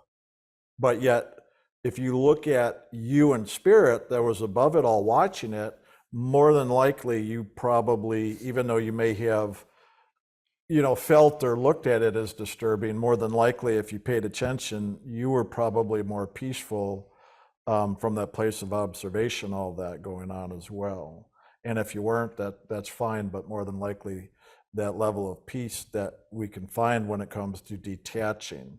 This is a good dream example of my talk today about detaching from things and letting go. So, and that's how that looks, because we, like I shared a lot of the process today, but when we have inner experiences or dreams like this is a really good example of how that process can look in the detaching. And don't worry about the disturbance. Again, that's just the response or reaction of the consciousness here, the mind, emotions, and body. The truth is that you, that were the observer, you obviously didn't die. And that's how you wake up and realize that you can have all these, and there will be the day where the body actually does die, and the soul will rise above it, and you'll realize, wow, there was nothing to fear. You truly cannot die. The soul is eternal. Nothing can stop or kill or anything to the soul. So that's the main thing to realize in experiences like this. It took me years of that. I had so many disturbing experiences, and I was always attached to the experience. But eventually I realized, wait a minute, even though I have all these disturbing experiences, I'm always okay. I'm always just fine. I'm always actually in a place of peace. It's just the experience that carried the disturbance. And that eventually you'll discover for yourself, and hopefully hearing what we're sharing here will help you get there faster.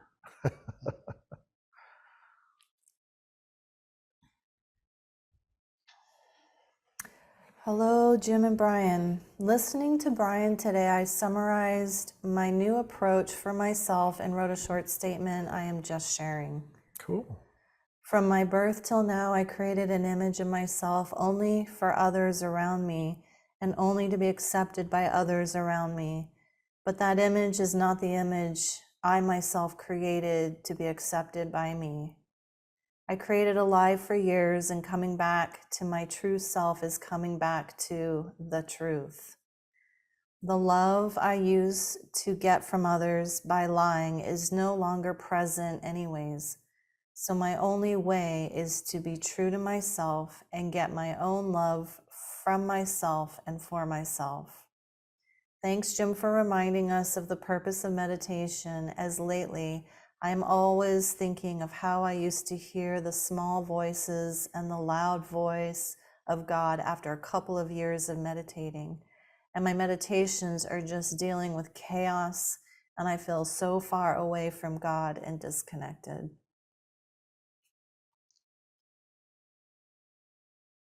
That's good sharing. Thank you. And if anything, it's a good reminder to always be alert, be attentive, and what are you putting first in the world? And it sounds like you're getting things realigned again. I mean, it really is. It's just nice to hear these things, because eventually, when we start to come to that greater awareness of the things we've been feeding as far as our images or what we want people in the world to see and the reasons why, that's the beginning of the process of detaching again. And that level of detachment is what we need to do in order to move into the true self, to thine own self be true. That's how it happens. We often first will wake up to the illusion that we've been promoting, but then when we really look deeper, and this is why we, not only do the meditation, but the LAF processes, it helps us to begin to really see what we've been doing, but also why. And then we're able to make statements like what this person stated, where you really start to really just now come back to the loving of self as well as loving of God, and that you don't need it from the world. And here's the funny thing, all the love everybody wants from the world, and the harder they try, the more it pushes it away. But when you really let go of that and you come back to just loving yourself and loving God, when you really do that and it starts to now grow in you, all of a sudden you're going to find the world starting to love you. And then you get what you were trying to do all along. It's just, this is just the way it works. You attract to you what you're really doing, not what you want, what you're doing. So if you're loving yourself, you're going to attract loving. If you're promoting the images or chasing after love by doing the things you think you need to do to get love, you actually push love away, and you just get the stuff you're promoting and doing, seeking approval or whatever you want to call it. And that's what this creation does. It's a mirror, it reflects back to us. But when we take it literally, we mislead ourselves. That's why we have to pay more attention to the undercurrents and what's running in our unconscious and in our dreams And that's why we take the time to do dream interpretation and looking at this, because that gives us a more truthful picture of what's really running in our consciousness. And then that's what's reflected in the world. Not our prayers, our hopes, our wishes. Jim kind of covered that with fear, greed, lust, all that stuff. So that's why when I do counseling with people, I always talk about, you got to go deeper. What's underneath that? What's underneath that? What's the next question? What's behind that? So the more you can do that line of questioning, it helps you go to those deeper areas to really see what's really going on in your consciousness, not that surface level stuff. And that's what my talk was today about the reactions. Let the reactions serve you, but to get the learning, you've got to go deeper underneath. And then you come to the awarenesses like what this person shared. So it's really nice. Dear Jim, Brian, and Kelsey, thank you very much for this video event today. It was just perfect for me. I'm very grateful to have you in my life and for the ongoing support you give to me, to us in ILM, and in life. My life has changed a lot during the summer, as you mentioned, for the better mostly. But I struggle with one big topic, self-loving. And it has a big effect on my new relationship, and being honest, it was always the case.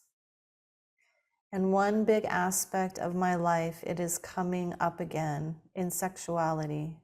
As a woman, I tend to be gentle, go with the flow, let the other man take the lead.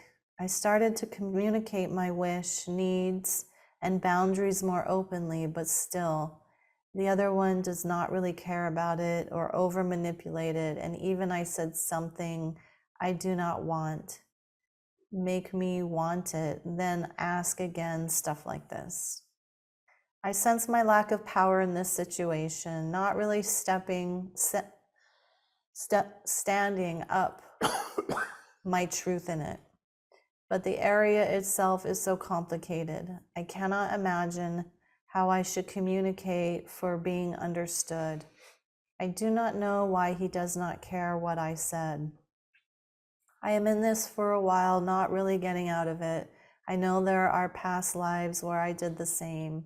I have been doing the LAF. Also, I do the LAF on myself on every level I can. I'm fed up with this pain, but I do not see the way out. I just see the withholding, breaking up, being single and not letting anybody in my life as a partner. But if there is a lesson in it, I want to learn it, not to avoid it. Any kind of feedback is welcome. Please support me to get out of this hole. Thank you, and loving. You want to start or you want me to? No, go ahead. Well, you began to open a door in what you're sharing when you began to communicate. And I'm going to take a practical approach here, okay? That I have found that when I can take the practical approach in the world, and this is where a lot of where I've learned in communication and confronting these things, it's the more I would do that, the more it would assist me in learning my lessons, because as I would communicate the truth of what was going on inside of me, it would empower me, regardless of the results out here. Because a lot of the communications would create a lot of disturbance out here. Because in the communications and really truthfully sharing what was going on inside of me, people would get very disturbed with it out here. But then I would keep communicating. See, this is the thing. I find when people hear what I share, they'll do it like once or maybe twice, and they don't keep going. You've got to keep communicating. Just like the last sharing, I said, you got to ask the questions to go deeper. What's underneath that? Go deeper, deeper. Same thing with communication as you express out here with others. You've got to keep going now, so you keep going to the deeper levels. And because you understand, just like we talk about, let alone just this life, the conditioning, how many years we grow up being taught certain things in the belief systems, that it takes years now to realign that.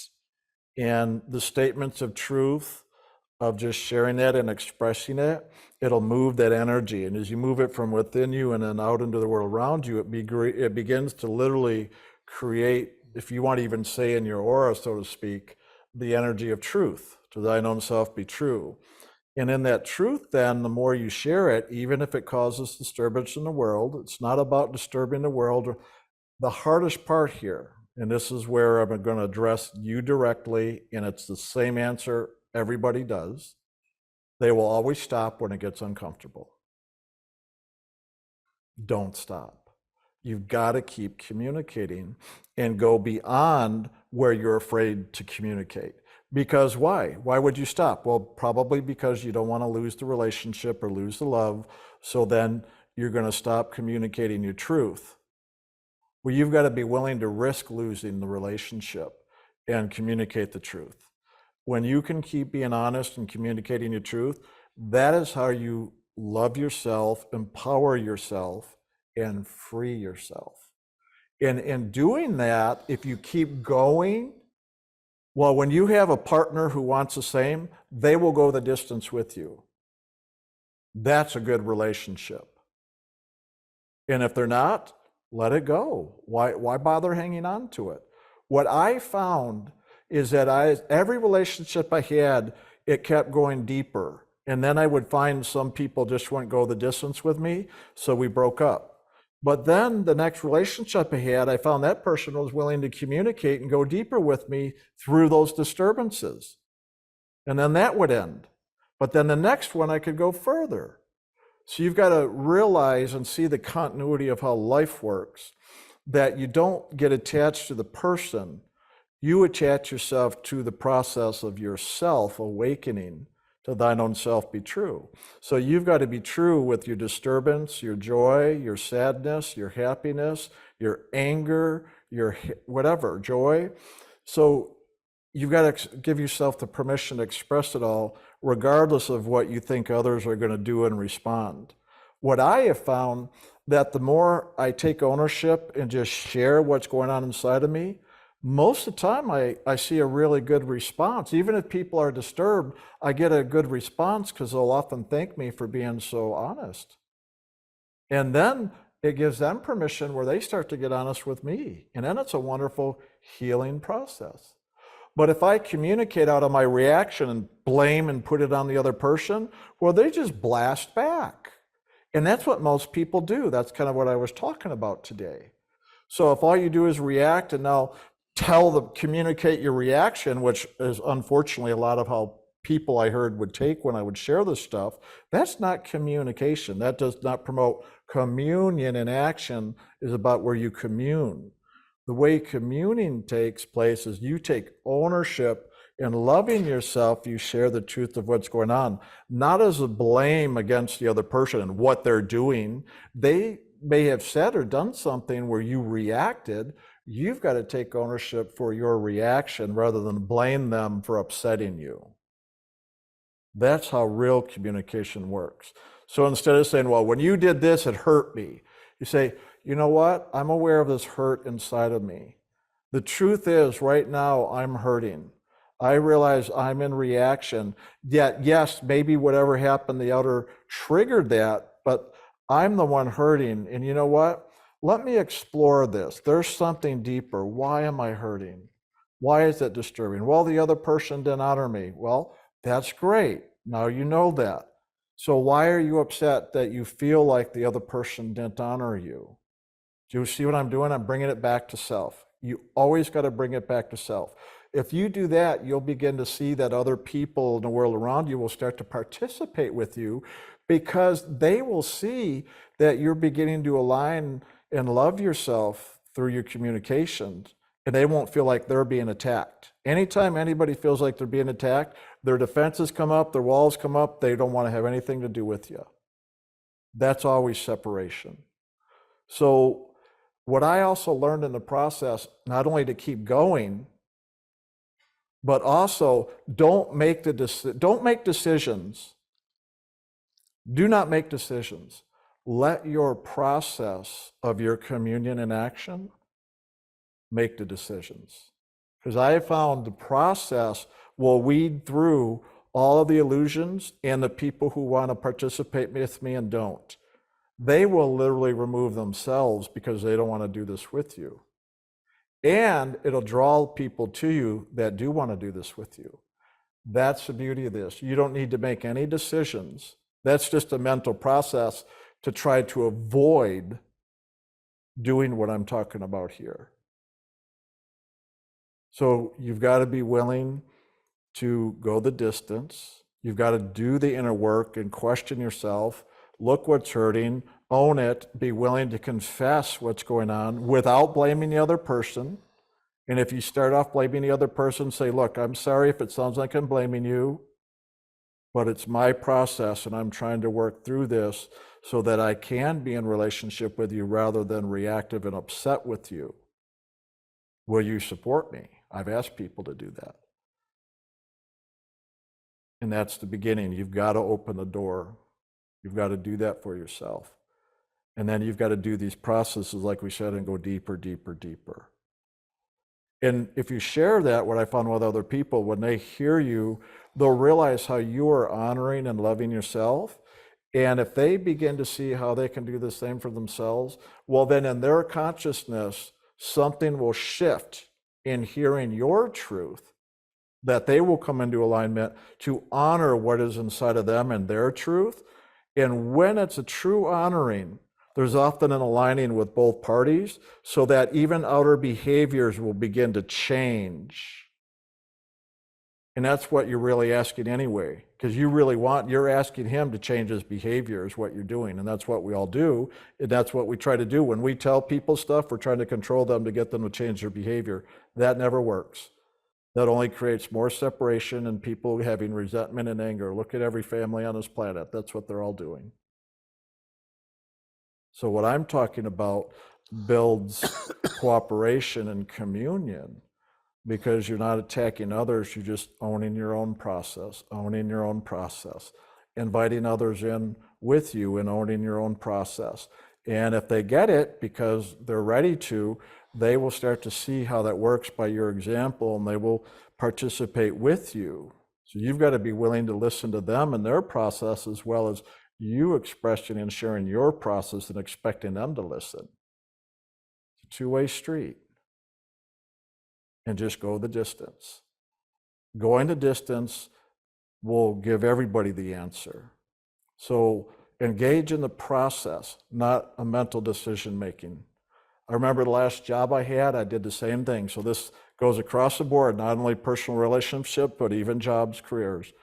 Last job I had some feedback that I needed to change a couple things, so I was doing it, and something inside of me just broke down and thought, well, I can't do this anymore, I'm ready to quit.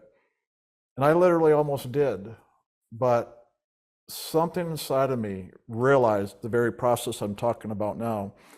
And I said, you know what? I'm not going to quit. I'm going to keep going through this process and see what happens. And if I'm supposed to quit, they'll fire me. They'll let me go. But instead of just doing it myself, let me go deeper now.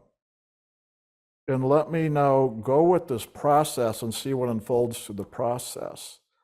And that's what I've done ever since then, because I found that's one, what's most productive even in the world, but it's also the way by which I learned how to do soul liberation as I went towards God. That's really the main reason I did it, was I was always seeking soul liberation, and I learned into being true to myself, I needed to also give expression to the truth from within me. And so as I expressed that within me, then it started to create that which is around me in greater alignment with the truth that's within me. And that's how I took responsibility and learned how to have the world serve and support that greater truth of spirit inside of me, which then, of course, then was with God. And that's how I learned over time the inner and outer reflection and how to live life in general as a spiritual journey. Now, to go into the greater detail for you personally and anybody, that's why I did the summer class of Confessions and Counselings. But if you listen to the class, you'll see how to do that. If you want to know how to do it, go to the Laugh Workbook and just go page by page, question through question, and do the process. We laid it out that way on purpose because that's how it works.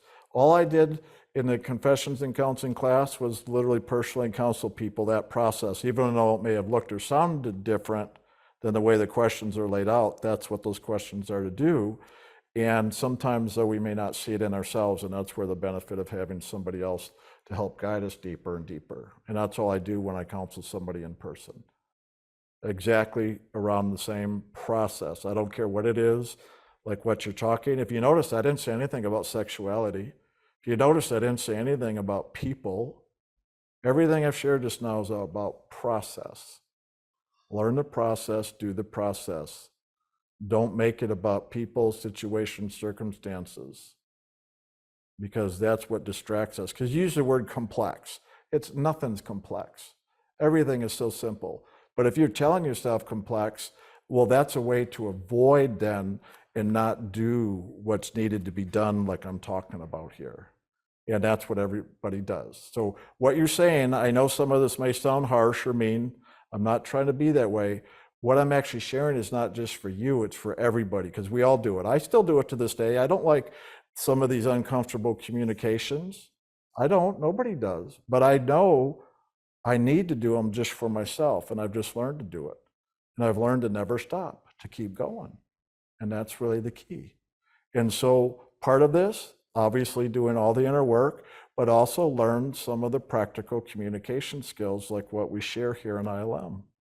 There's some good skills you can probably learn out in the world, but most of them are more outer skills. The skills we teach here are really how to communicate from the inner and what's going on inside of you, not trying to communicate like negotiating business things or negotiating relationships. That's not what we're doing. Our communications are to live in the truth of who you are and let your communications now reflect that in your conversations with others. That's why what we do is very different than what you'll see in the world. Anything you'd like to add? No, that was very well put.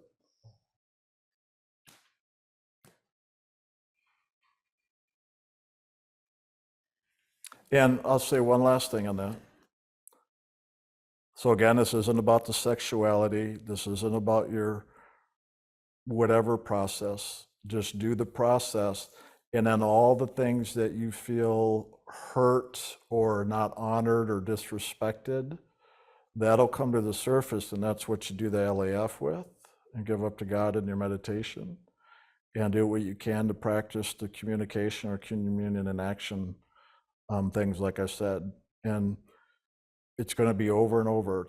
It's a continuing unfolding process, and just be willing to do it and see how far the other person's willing to walk it with you, and let that again determine the outcome of it. I have found people, when I approach it right, I found people more willing to participate and cooperate with me than not. I found very few that would not do it, but there are a few that just won't do it. But that's part of the experiment, and you just have to try things out. And then keep coming to class and asking more questions, and let's take this conversation deeper. I would love to see follow-up emails or questions like what you wrote here, and I'd love to follow this to take it deeper. But I've already talked a lot, and I can't really go to the deeper stuff until somebody's ready. So you got to take the first steps, like I said, and as you do, then the deeper stuff will come to the surface and start to reveal itself, and then we can have a follow-up conversation, and I'll work with those deeper things. So I want to leave that door open to take it further, so you don't feel like, okay, that's great, Brian, but how do I do it? How do I do the deeper? That's what we're going to do now, like we always do anyway, for the years to come.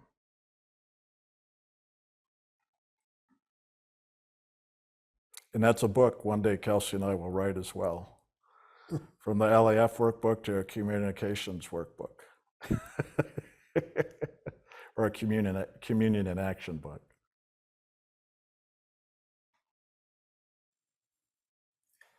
Dear Jim and Brian, I'm so glad you are back again, and so lovely to see you all. I had a very strange dream that I'm very pulsed by. Very what? Pulsed. Pulsed, okay. Maybe puzzled? But it says pulsed.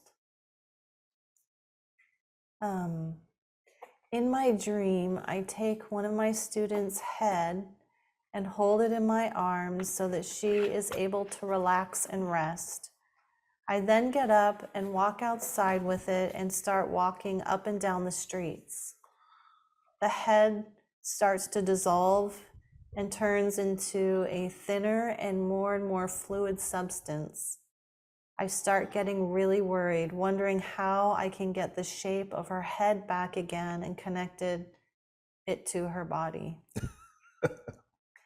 I've had many thoughts about dying due to my illness and sometimes feel like my death is near, almost breathing down my neck.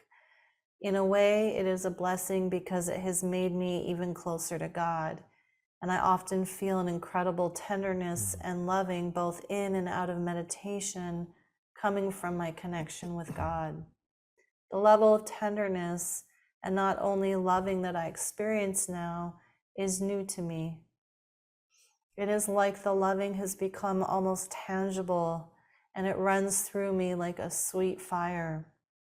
I had a dream where I'm falling from a great height and I know I'm going to be crushed to death.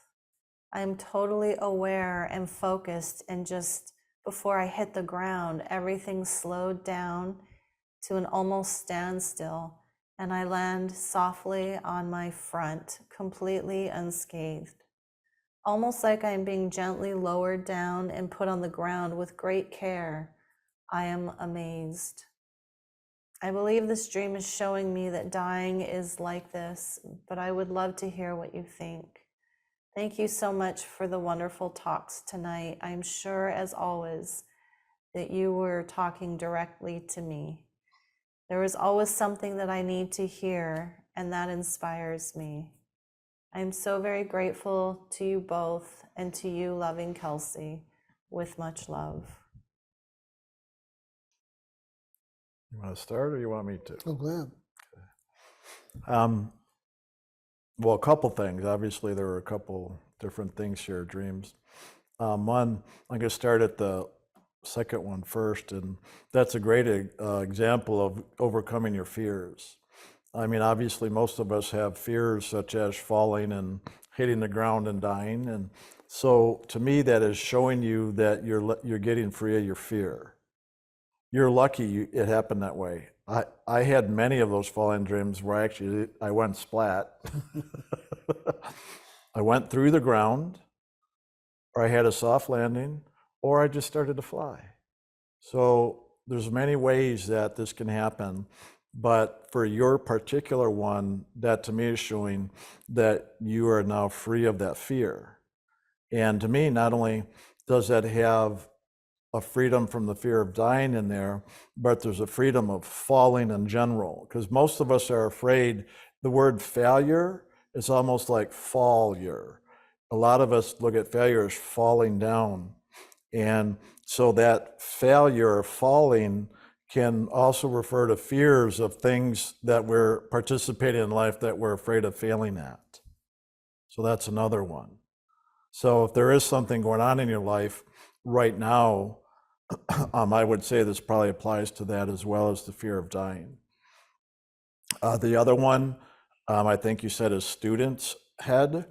To me, teacher student is talking about learning lessons. So to me, whatever that student is you're carrying their head is representative of the lesson they symbolize for you. And the head is where the brain is, where our thinking is, the learning is. And so to me, that's part of the symbolizing, as well as the head is not only where the learning is, but you go a little higher. Well, what? Then that's the higher soul center, which is about wisdom. So to me, that's taking knowledge learning in the brain and transforming it into wisdom of the soul. And that's what we're doing on this path. And so when that head started to kind of dissolve, that's telling me that now the knowledge of the lesson is dissolving, and now it becoming more fluid, liquid-like, is telling me that's the transformation to the wisdom. And the other part of you that reacted, well, that's what we do, is we're getting liberated from the mind where the knowledge is. That personal part of us will start to react, trying to hold on. But nonetheless, you cannot stop that movement of spirit, thank God. And so that is just being transformed into the wisdom now for the soul's experience. So to me, that first dream is a nice example. That's why I love strange, weird dreams. Most people, they're bizarre, but there's a real meaning behind them. To me, that is literally what I said of that transformation of knowledge to wisdom, and from a solid object to more of a fluid one, representing more of the fluidity of spirit in that way. So I think I covered them, right? Was there anything more in there, Kelsey? No, Do you have anything else? no, that's covered it. That's good. Okay.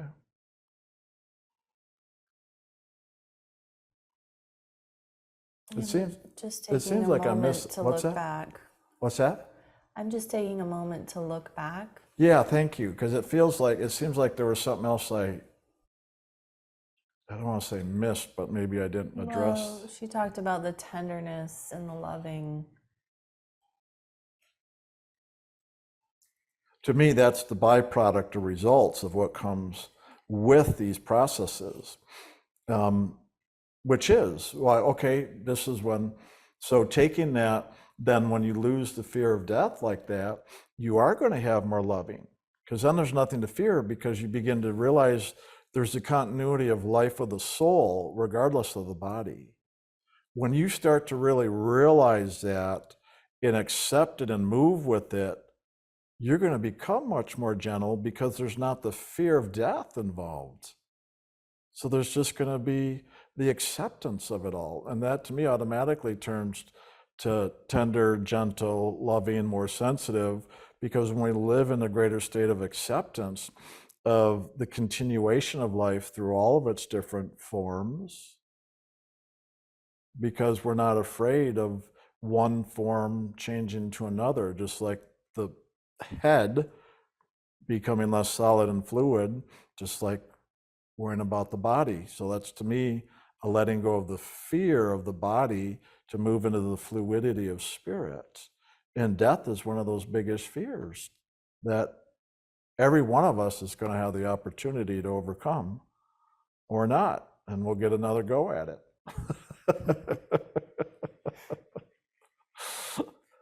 So that's a nice, to me, hearing what you just said, to me, that's the results, and some of the signposts as the soul gets more liberated and free of the karmas in this world. And a lot of those karmas, again, are based upon fear and judgments and all.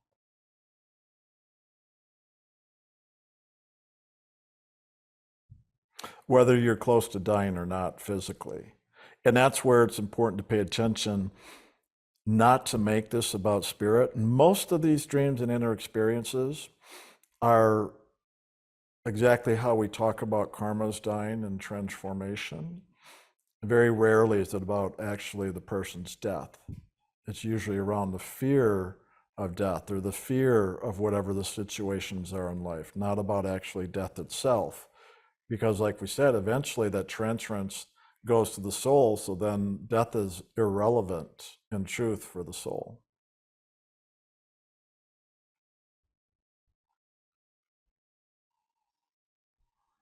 Hopefully that answered it. It feels more complete now. Thank you. My meditations have changed in the last several months. I usually have visual experiences when I'm not in the dry periods that Jim has clarified. Now I feel energy movement. I have had training in Reiki and cranial sacral, so I thought perhaps I was feeling some of my own energies, but this feels different. Today I had a strong pulsing feeling with energy moving diagonally on the right side of my head. This then changed to a movement towards and away from the right side of my head and was quite strong and had a pressure sensation. At other times, I feel a high up movement of energy without a pattern and find I feel very joyful during this. At other times, there's an energy pattern that occurs especially when I have my hands on my abdomen as I meditate. This will be in the form of an infinity pattern or other pattern or another pattern and be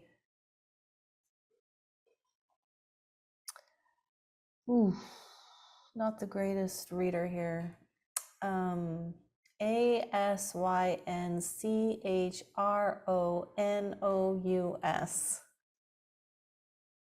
Asynchronous. And then it comes Asynchronous, yeah. asynchronous. And then it comes into a rhythm and stops. Can you please help me understand this new form of meditation experience? Thank you and love you all. If anything, I don't think that there's a definition I want to give so much as just have you be aware of what's happening and realize this is transformation, this is movement, this is growth, this is change, this is a lot of things going on. And I don't want to put a definition on this is that and this means this, because once you begin to try to define that movement, you limit it and you can hold back a lot of potential growth and awareness and movement by trying to define everything. So I would just say, take note of it, journal it, be aware of it, and just enjoy the process, because it's a beautiful process you're describing, and it's a real good movement forward in the awakening. Yeah, I really enjoy those when they happen, because they're kind of a mixture of spiritual and metaphysical, where spirit can come in and move energies, and then the body in its own aura, or the magnetic fields, the chi energy force, can move around too, especially when you mentioned Reiki. So you're dealing with a couple things here, and the best thing I found is, especially when I used to do energy work years ago, that I found is just to be open to the movement of the Holy Spirit. And I would do this even with exercise, body movement, let alone when I did energy work with people and myself, like you're saying here. In the surrendering to the Holy Spirit, I would just tune in and allow it to kind of move, and I would just kind of flow with it, even my physical movements, whether it's with myself, on the body, the energy, what it would do. And sometimes I wouldn't move at all. It'd just be literally the Holy Spirit flooding me. But other times when I was working more the energy work, like the chi energy force and the chakras and aura and all, I'd let it kind of physicalize more in that metaphysical movement and just flow with it. And I found things changed a lot. That's why I love what Jim said. So you don't put definition on it, but remain fluid, because this may only happen for a little while, what you're experiencing, and then it'll change to something else. Yeah. And that's why I like where Jim shares, and I hear him share like this a lot, so you don't define it. Because I've seen people take things like where Jim has shared more details with people in the past, and they'll hang on to it for decades. And then it's actually holding them back, because it was just meant for that period of time they were going through it, and it served them then, but then they just held on to it, and then it held them back, because this process of life and spiritual liberation is always moving to the next, to the next, to the next.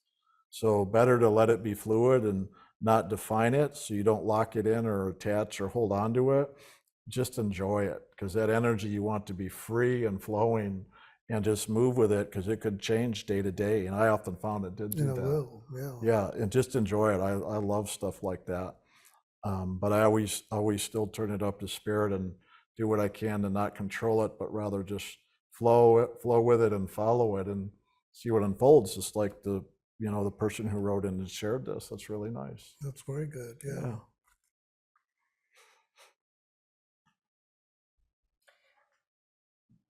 Back in 2009, at a day retreat in Michigan, I shared to the group that at times when I look at Jim and Brian, they would get fuzzy, like it got cloudy in the room. Jim said, "Look at the more," or something to that effect. I didn't understand what he meant, but I would think about it periodically. Well, today, it was revealed to me during the meditation. Since I can remember, I have been able to change my gaze to a softer gaze, sort of like daydreaming, not really looking through my physical eyes. So today, Brian said something that sparked the connection, bringing to mind what Jim said years ago. And I focused in that same way with my eyes closed during meditation, focusing with my true eye instead of the physical eyes. What a difference. Boy, Jim, thank you for planting the seed. And Brian, thank you for connecting it. And thank you to who I am for doing the work. Also, Brian, you were referring to neuroplasticity, our brain's ability to change, and synapses, the connection. Loving you both and this entire community. Very nice. Yeah. Nice statement. I mean, it's a good acknowledgement of oh my God, now I just lost it. What was the beginning part? Of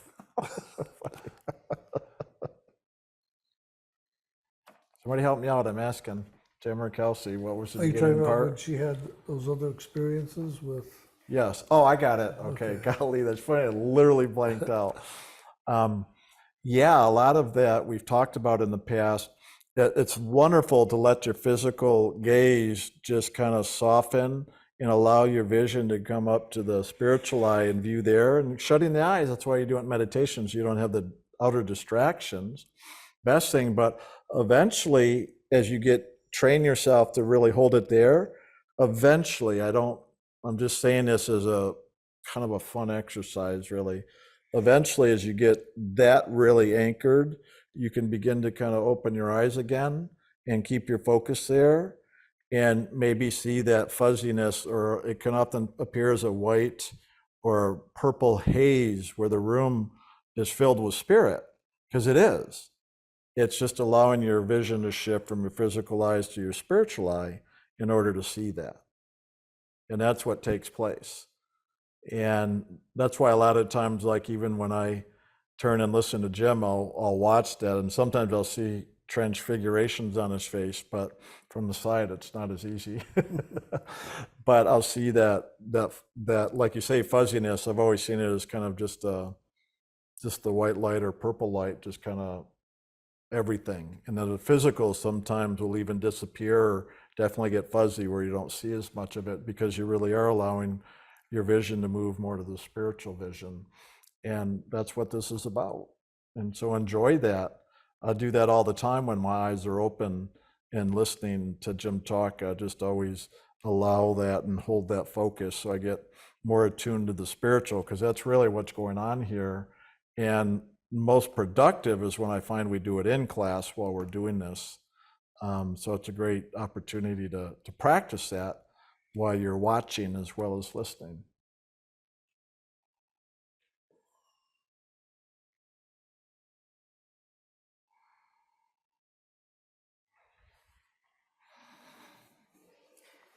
Dear Jim, Brian, and Kelsey, thank you for the sacred space. I have been more aware of subtle patterns inwardly of an unworthiness or resistance to more fully receiving the abundance of God's loving.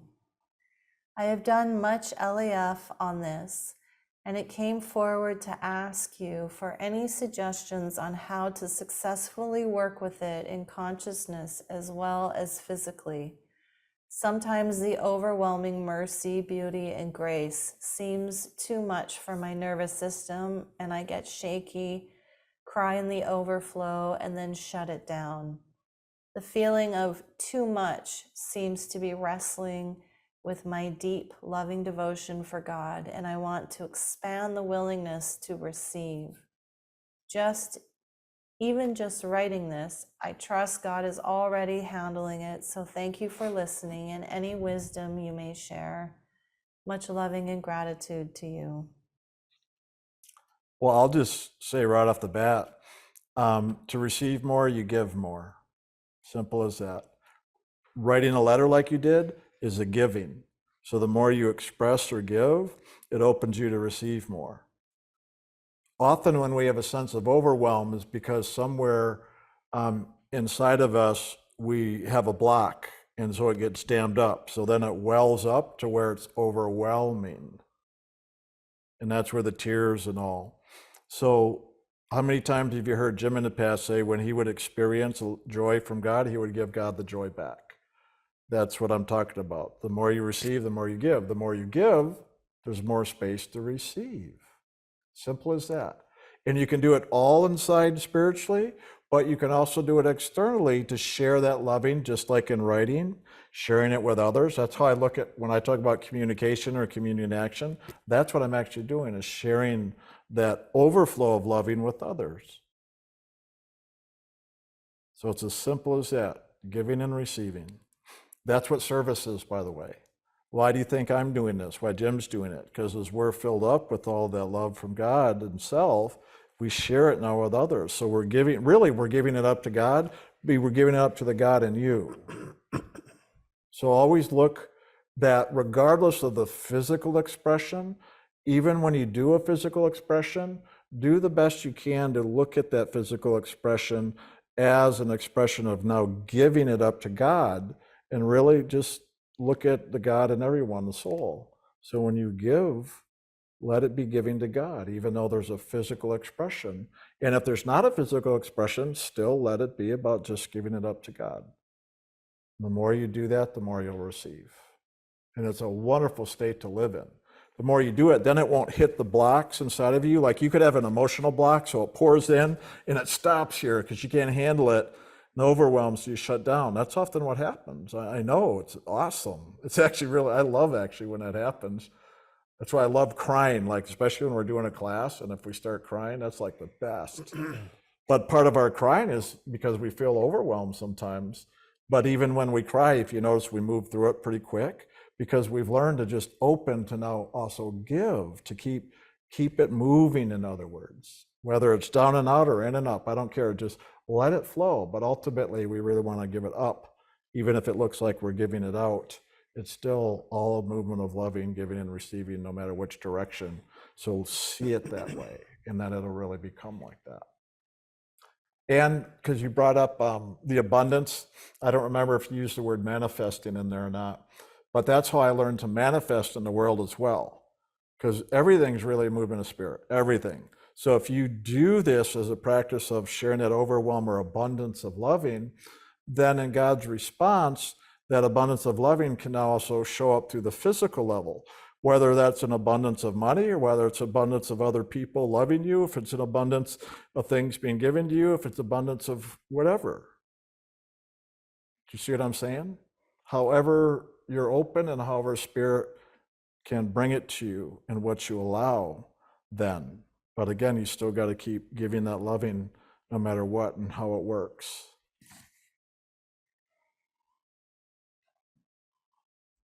Anything more you want to add? No, that's nice. That's very good. She mentioned unworthiness or resistance. Oh. So You said Jim?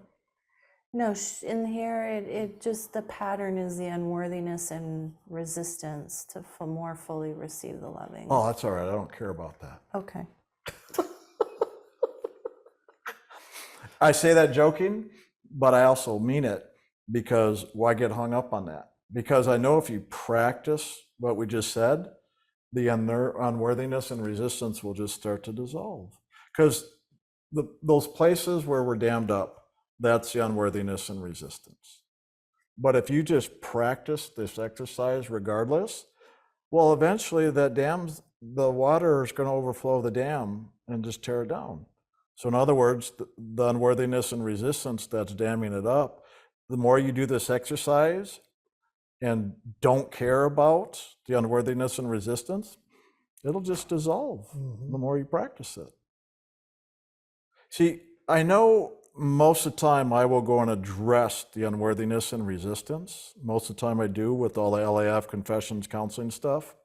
There are times like now, you won't hear me mention it. That's why I didn't say it, because the energy is now time to handle differently than all the LAF stuff.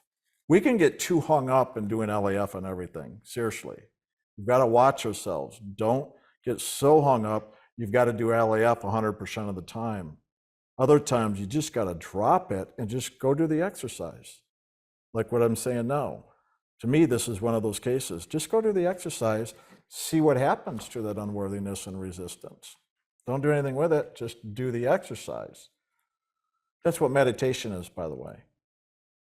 The LAF stuff we do is to try to handle and take responsibility for what the meditation doesn't do for us. Meditation can do really pretty much everything for us, but we get in our own way, so we use the LAF to help get out of our own way. And it can be very effective, obviously, otherwise we wouldn't teach it, but it can also get in our way if we do it too much and now sacrifice our meditation for LAF. We got to make meditation first and then the LAF to follow through with where we're getting in our own way.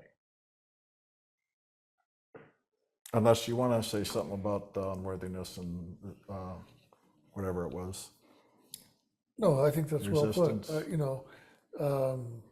Cash Bateman, my first teacher, said to me one time, you get what you focus on. And that's just exactly what you're talking about. So focus on the loving rather than the unworthiness and resistance. About a dream and comment or observation. Hi, Jim, Brian, and Kelsey. I had a dream where I was like in a hearing room or court, and there were Black and Latinos on one side, and on the other side were white people with coffee and teacups. Then the dream moved to another place where I was like in an office setting, and there were people working on jewelry and paintings. It occurred to me this would be a good way to build wealth. Then the dream ended. What does this dream mean? You want to start or you want me to? Oh, go ahead. You're taking it easy today. I like it. Uh-huh. To me, that's a very clear dream. One, the first part of it is just dealing with the polarity of the world and people's judgments. I don't care if you call it, prejudice or bigotry or whatever. Don't care what you call it. It's just showing you the world's all about judgment. Right, wrong, punishment, goodness, whatever. And that's just one belief system. So I'd say somewhere inside of you, you've gotten caught up and bought into that polarity about Blacks and Hispanics and then whites. And there's judgments both sides. So please do understand that. Don't make it all about Blacks or Hispanics. It's about the whites too. It's judgments across the board. Why do I say that? Because it was in a courtroom. Everybody's guilty and everybody's innocent. It's just a matter of our own judgments that we've placed or got caught up in.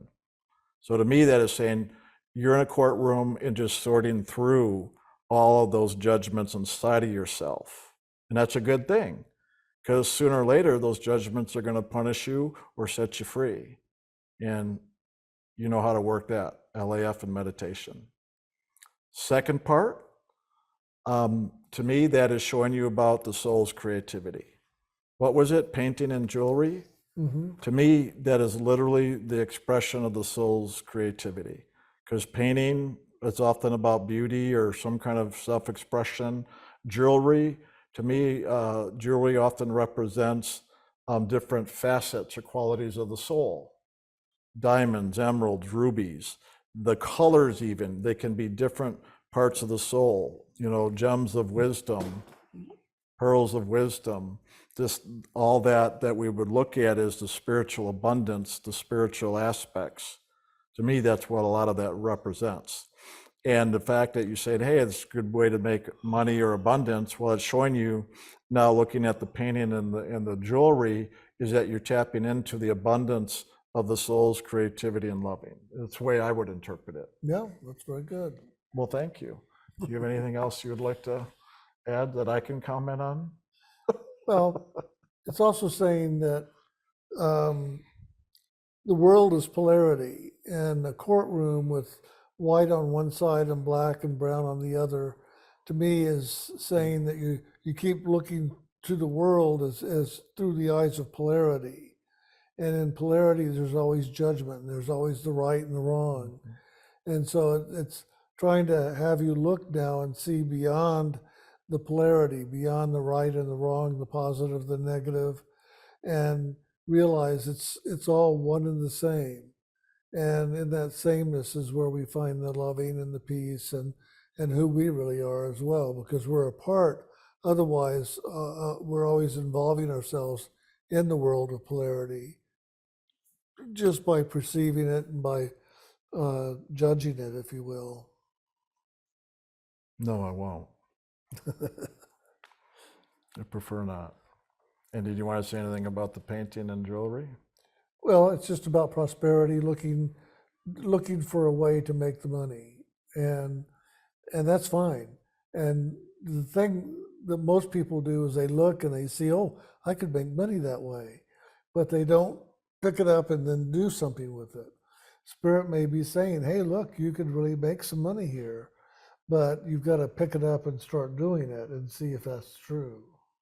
Well, how about that? Jim gave you a physical answer where I gave you more of a symbolic interpretation.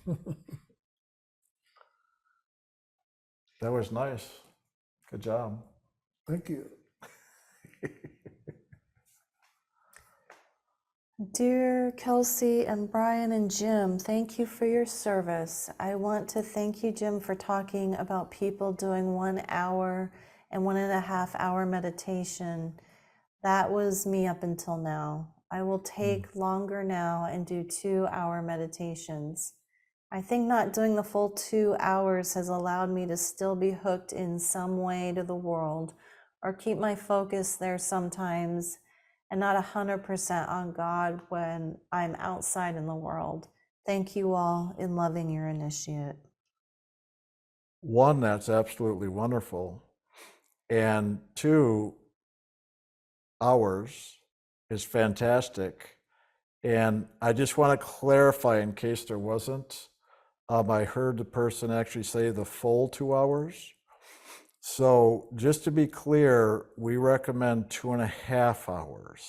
Now I want to say that because I know MSI and other group, they talk about 2 hours. We're not MSI. We're ILM. We recommend 10% of the day, which to be exact is 2 hours and 24 minutes. So we just say 2.5, make it easy.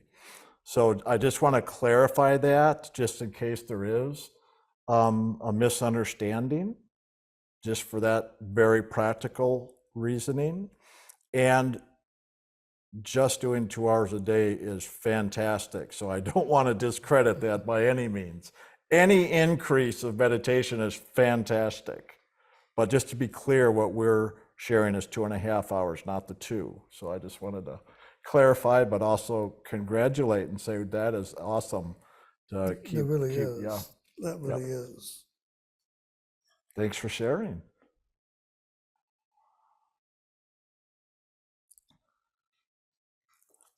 Say, I'm going to be on the side for just a minute.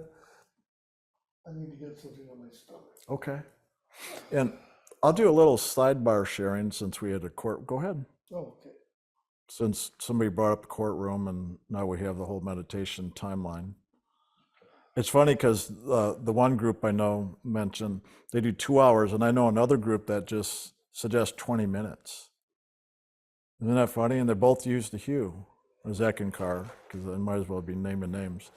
So you 2 hours in one and 20 on the other. Well, we're at 2 hours and 24 minutes, so put them both together, 2 hours and 20 minutes, getting a lot closer to what we're actually recommending for 10% of the day. In the East, on this pathway, they actually do teach 10% of the day at the 2.5 hour mark. And we're not doing it just because they did, and that's tradition. It's literally what the Holy Spirit shared with us here, was the 10% of the day. So that's my sidebar. Everybody's innocent, you're free, go home.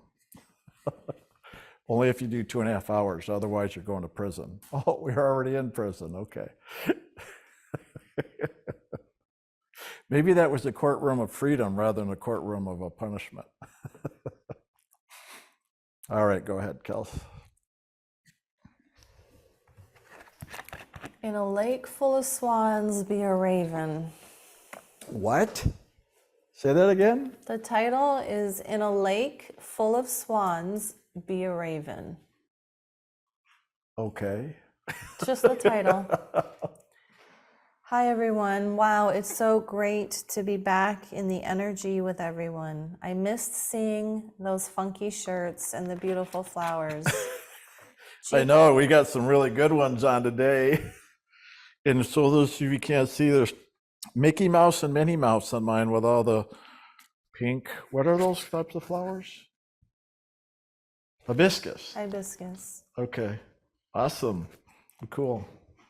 Thank you. One of my favorite. Thought I'd start the new school year out with some fun and color. Okay, let's go ahead with the Lake of Swans, Be a Raven.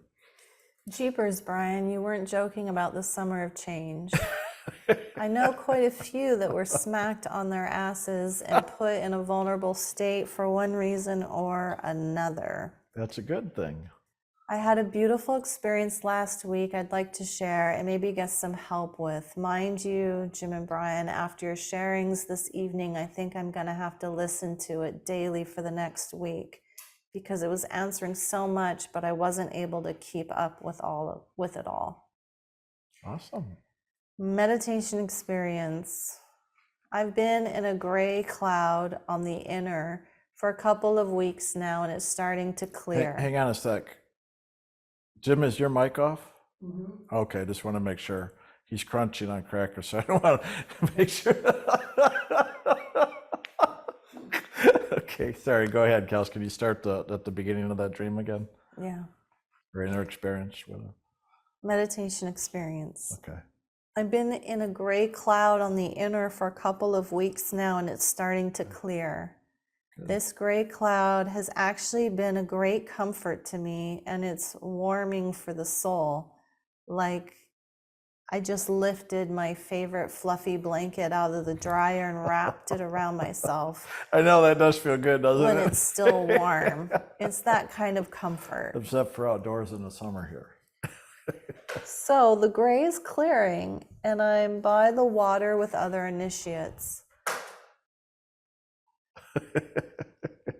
You can keep reading. The water is reflecting the winter sun, so it looks white, blinding white. And the ground, or whatever we are standing on, is a white haze about 3 inches deep. You can't see what the surface of the ground is. Nice. Just so you know, that's the Holy Spirit. There are chairs for us to sit on, white chairs that look carved from stone. Cool. Nice spiritual symbology here. Jim, Brian, and Kelsey are all present, and there's a clear, loving, and joy coming from them. My friend is here, a teenage boy, 2 men, and myself. The 3 teachers are leading us into meditation through the sacred name. Y'all are saying it out loud. And she's got an emoji with her hand over her mouth. We can say it out loud on the inner levels, just not on the physical. I go into meditation inside my meditation. Everything is just white, and I can hear flapping wings all around me. The wings touch my face, and it brings me out of the meditation inside the meditation. The 4 initiates are all on the water. They have turned into swans.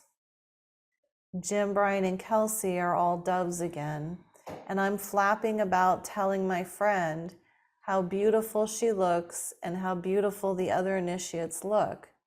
But I'm not a swan. I didn't turn into a swan. I am a raven. I'm just flapping my wings and flying around as joyful as can be. I start flying up and up into the winter sun, but then come out of the experience. As uplifting and loving as the experience was, I feel somewhat left behind, like I've been separated from my spiritual family, but not. It's a hard one to explain. I feel like on the outer, there is a lesson here and I'm missing it. But because it was just so joyful and loving on the inner, I don't really want to question it too much. Is that wrong? So much has been happening on the inner over the past few months, and I understand so little of it, if any of it. I have learned, though, that some things are better left unquestioned, but I'm switching off. But am I switching off the ego or switching off to spirit by continually doing that? Good question. Because some questions open the door to spirit and other questions open the door to the ego. I would rather ask the question to get the clarity on that and really start to see how to learn. So I'm really enjoying literally that part of the process as well as the inner experience, which I'll share about too here in a moment. My soul just wants to be with God. Just keep going till I get there. And that's the key. I want to thank you for letting me interrupt, because there's a lot of good points here. That is the key, no matter what. Answers, no answers. Questions, no questions. That statement is the most important part of the whole journey. Can you repeat it and then keep going? That sentence? Yeah. My soul just wants to be with God. Just keep going till I get there. Yep. Thank you. My fear in all this is that God is speaking, but I'm not listening. It's no wonder Jim, Brian, and Kelsey teach us to live the loving, because every time you come back from the inner, the outer world just looks that little bit darker. No matter what goodness you may do, the darkness is always there, just wanting to be loved. How do we keep getting God's love to shine brighter through us to brighten up that darkness? Well, I'm going to answer now if that's okay, even if there's more. Or is there just a little more to wrap it up? Just thank you all so much. Okay. So happy to see you all back. Much loving and heartfelt gratitude to you all. Awesome. Thank you. Wow, this is really nice. One, to just kind of answer a little bit about, you made some statement about, is God talking to you and you're not hearing? Those weren't the exact words, I think, but God is talking and you are hearing. Those inner experiences and even this flow in the way you're sharing, let alone what you're sharing, tells me you are listening. And this is why it is so important to have a teacher, because a lot of our job is like a language teacher. A lot of what we're here to do, as well as all the other things we share, is to help you understand the language of spirits. And a lot of that language is through symbols, dream interpretation, inner experience interpretation. And some of it's symbolic and some of it's actually not symbolic. It's actually very true and direct depending on the level that it's on. So we're learning the language of spirit. So God is sharing with you, you are listening, otherwise you wouldn't have even remembered the level of detail you did. And the detail here, all of that pretty much is the symbology of spirit, like what comes in the spiritual realm, the soul level, when you start to see the swan, because the swan is how the soul appears in the soul realm. Well, at one level of the soul realm, I don't want to say all of it. And so that's very symbolic. Being on the top of the lake can both be on the top of the lake of reflection of this creation and into the soul realm, but there's also lakes in the soul realm that you can see the swans on as well. But the key thing is the swan is representing the soul. Now, the soul as it's in the world can be seen as like a raven, the blackbird, okay? Or sometimes as a fish, because there's other experiences where we'll find and we'll discover this world is a world that appears like water. So we can often be like a fish. That's why Jesus and the apostles were fishers of men, fishing, Pisces. That's what a lot of that is about symbolically. But so is the raven, the blackbird. But also the black bird is just symbolic, showing the reflection, the white bird, blackbird, the spiritual, the world, that is the dark and the light. So there's a symbolism there too. Now the good news in the raven is that it's a bird, it can fly. So the fact that you're seeing yourself as a bird is also showing you that you've got a level of freedom now, rather than a fish. You're seeing a level of freedom where you can fly, okay? But it's also showing you that you're still learning and growing through the astral, causal, mental, etheric realms. That's not bad. Yes, the goal is the soul liberation, realm of spirit, and you're being shown that. So you're literally seeing and witnessing the spiritual truth that you're moving into. We have to have that vision, that inner knowing being woken up inside of us to know, to give us a direction to move into. And you're seeing where you're living right now. That's very empowering. This is all really good. And I hate to say this, but the process of soul liberation takes years. It doesn't happen overnight. It's years in process. But the fact that you're seeing more of the spiritual representation is showing you then that greater truth that you're really moving into and awakening to. And if you're already having some of that awareness, that inner knowing is already more awake inside of you than not, obviously.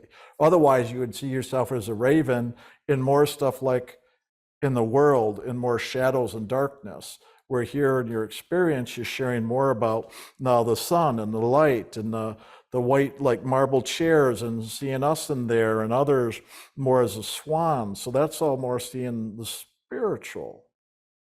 So that says you're already a level of awakefulness, that's where you're really already living, but now moving through your karmas. Again, the darkness just represents and lets us know we still have our lessons in this world to move through. That's what we're all doing. Jim and I still have karmas.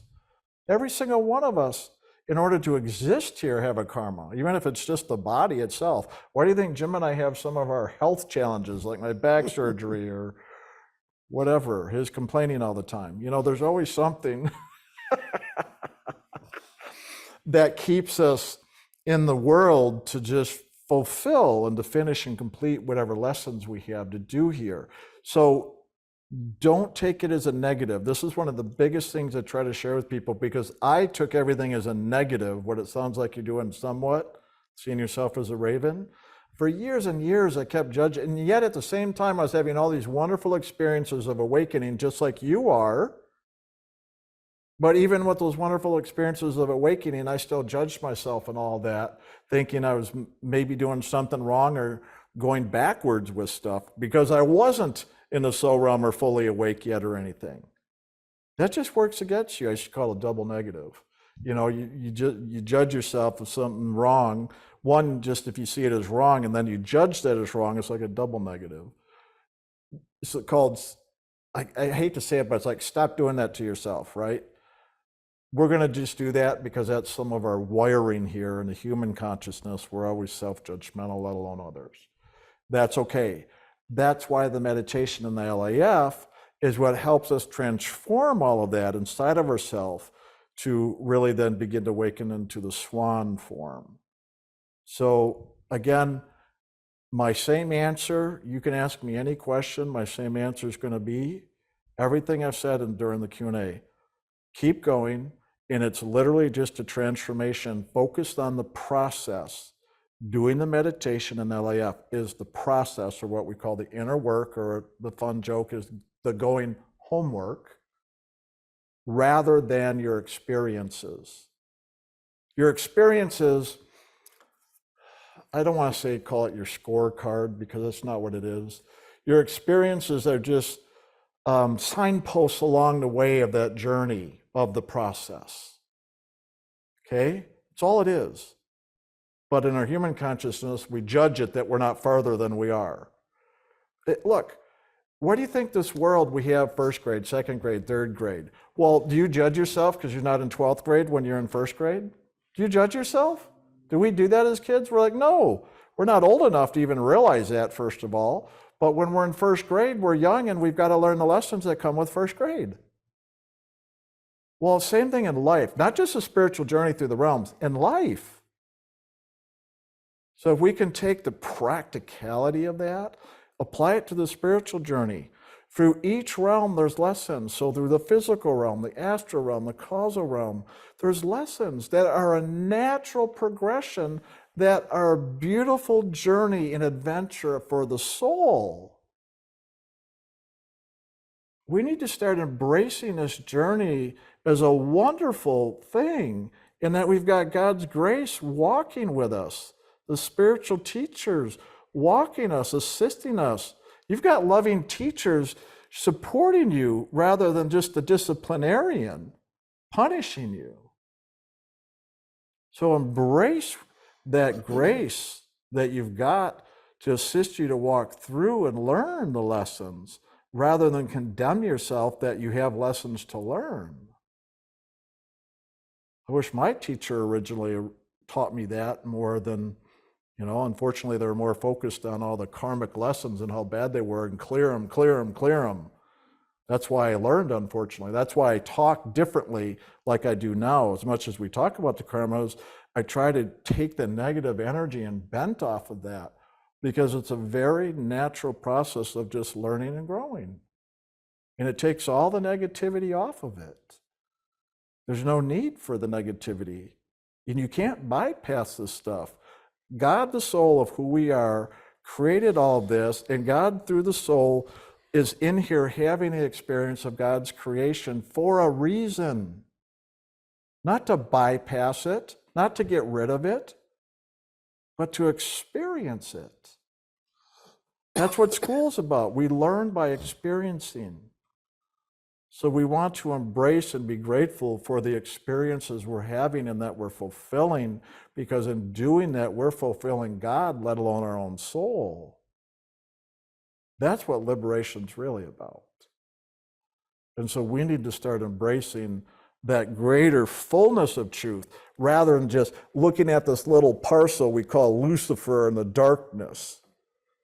But realizing Lucifer and the darkness is a part of God that's called reflection, that is here also as a part of God, that God has given and created, that now we as a soul, as a part of God, experiencing this part of God called reflection.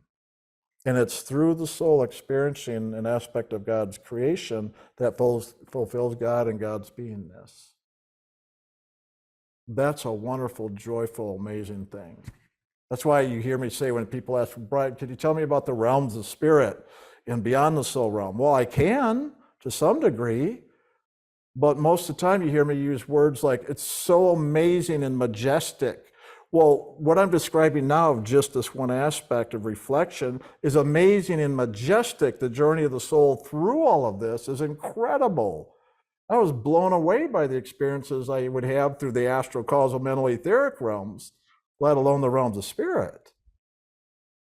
Yes, the goal is the realms of spirit and getting liberated, but how do you think you get there? We have to come into a place of loving, accepting, forgiving for the darkness, for Lucifer himself. And Lucifer is an aspect of God.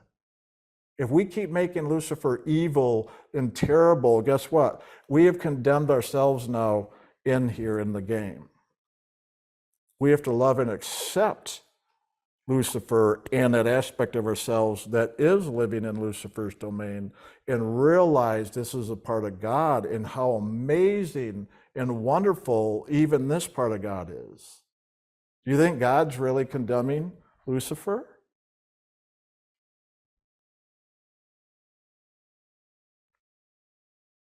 You can answer that.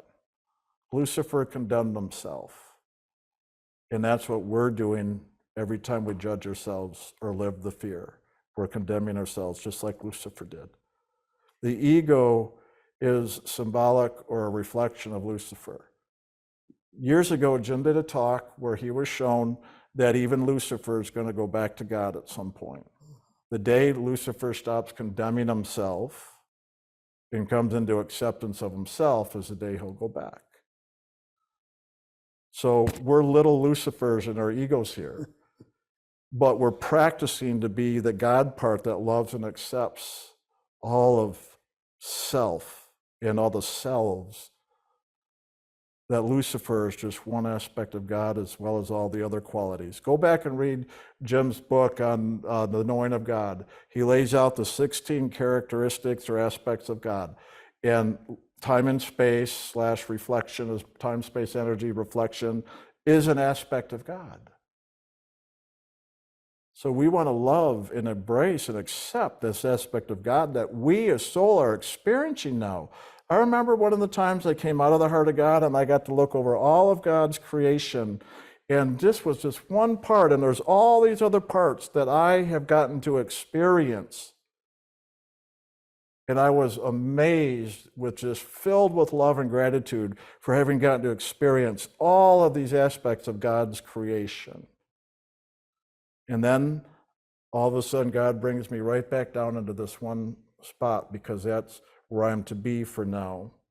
But because of that perspective I have that understanding and love and appreciation for this, as much as I live the pain and the agony and the disturbance of it all too.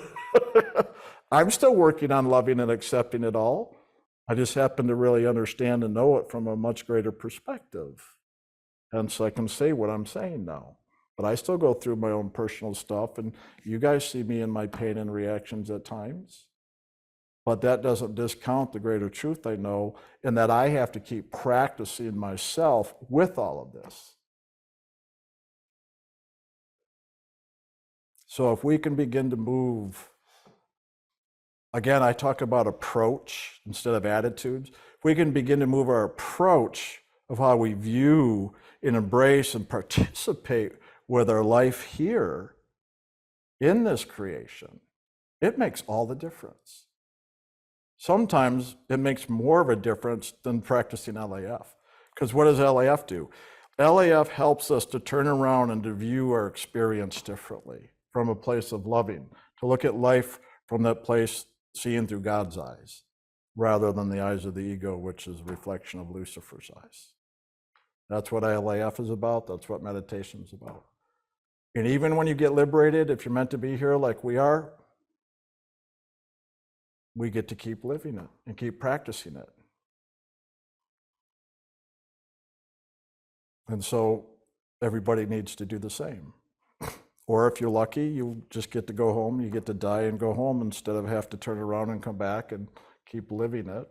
Again, even that statement I just made, if you get lucky, well, that's the negative part of me who still judges and looks at this as painful.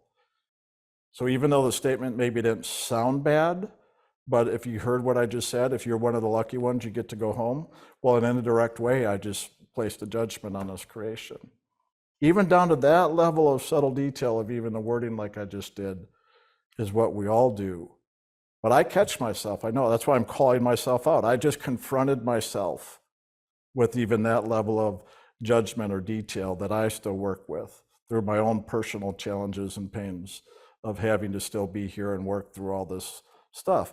But I also understand that is part of the process, that as I keep working with, loving, accepting, forgiving my own pains and challenges is what helps me now fulfill completely this aspect of God's creation as well, like all of us are doing. I'm not doing any different.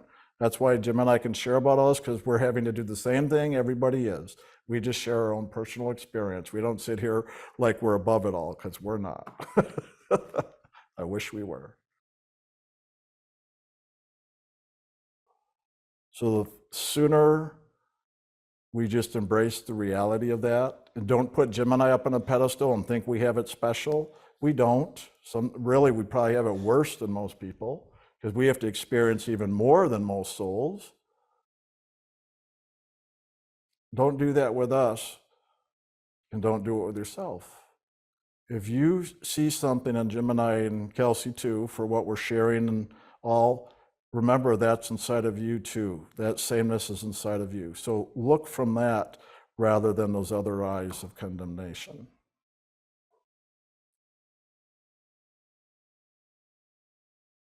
Wow, that was quite a talk, I guess, out of that. Well, I don't remember what the question or sharing was, but there you go. Oh yeah, the raven and the swans.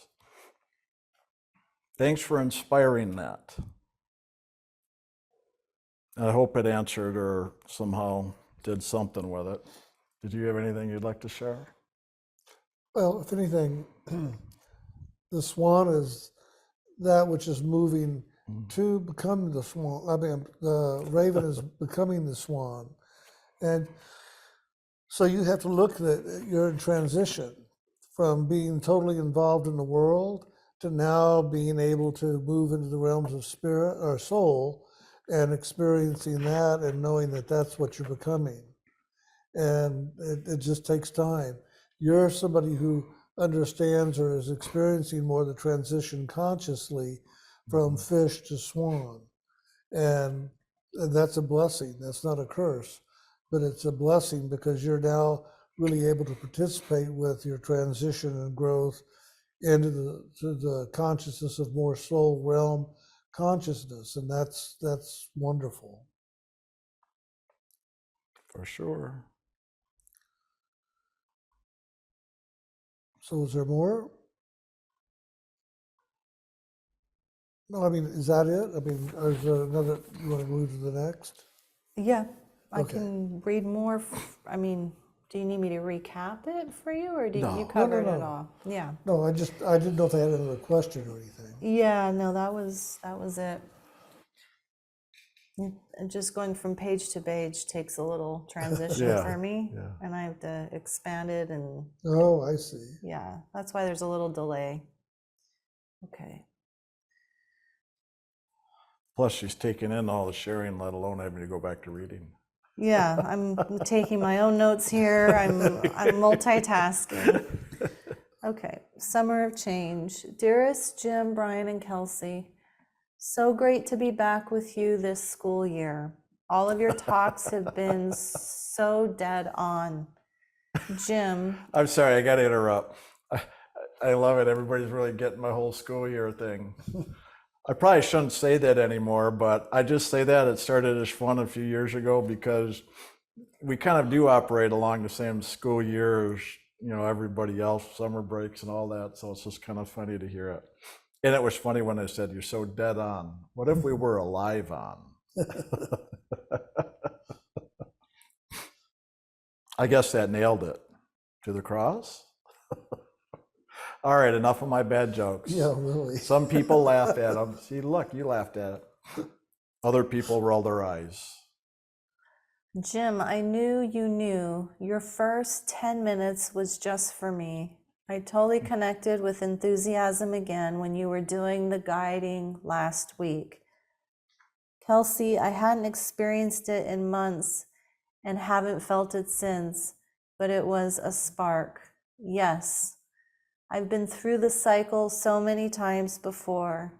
I just feel like I'm in a waiting mode and looking to see where I'm guided next, watching all these things drop away and loving more parts of to completion. I chose a huge change on the physical. I've gotten off of antidepressant and anxiety medication after 13 years. Wow. This last week was my first week without any of it. I can't seem to focus or remember simple things, but I'm told this will pass. It's been a long, slow process over months, and things that were held in the unconscious and subconscious has surfaced that are painful, but releasing with LAF. I have learned to embrace and have greater understanding of some part of me that wanted bad for people who didn't do things the way I wanted. Not fun to look at, but once getting to the loving of that aspect was so freeing. I've held back from B and C, bitching and complaining. Not easy. Then we watched energy totally drop away. Then have watched energy totally drop away by not gossiping and continuing the B and C energy, bitching and complaining. Never seen or felt the let go of pain in my body or emotions drop so quickly just by not gossiping. I'm noticing I have less and less to say when I don't gossip.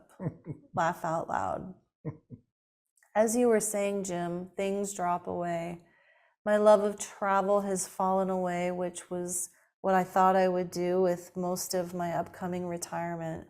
Still feeling the loss of that, also a feeling of being lost. I know I've been looking down and out more, and meditation has been such a challenge. Getting off this medication, I'd go to look in and up where I have forever to connect with Spirit and God. I couldn't focus there. It would always be off to the right or not accessible. I know this too shall pass because I've been through it so many times. Hearing you all talk has just reminded me how much all of this is such a general part of the human experience. The waves, the cycles.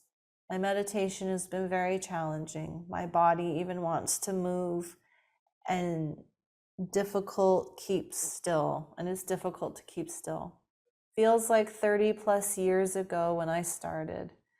I feel like there's this wild animal that's just wanting to run and attack. Food bringing has been huge again. This too shall pass. I know it's all another layer of loving me. Thank you all for your inner and outer support. Thank you for repeating over and over and over and over and over and over. It goes on and over. A lot of overs. The same stuff all these years. It keeps me moving home. If there's anything you can share to continue my forward, inward, and upward movement, it would be greatly appreciated. Much loving and grace to you all. Well, what I hear is somebody who's doing just that. You're moving forward and you're taking action and doing what needs to be done to really let go of the world and to really wake up in spirit and move forward. So I have nothing to add to it other than just congratulations, and I really love you a lot and am grateful that you're doing what you're doing, and we support it 100%. So thank you very much for sharing all that. Amen. And I love I love it when we have disciples sharing their awareness and learnings, and to hear about the gossip is mostly about bitching and complaining is a huge one. I loved that you shared about that and how you tied it together. Gossip doesn't have to be about bitching and complaining. It's just, it somehow got associated that way, and that's what it's mostly become. Gossip can be uplifting. Gossip can be learning. Gossip can be sharing good things. But unfortunately, it's often not. So when I find myself in gossip, which I do, I will find a way that I can take the situation and learn from it, both the bitching and complaining, to see what it does in me, to see how the energy I find really goes down and how people turn negative and how people react to it. I look at that as a really good learning.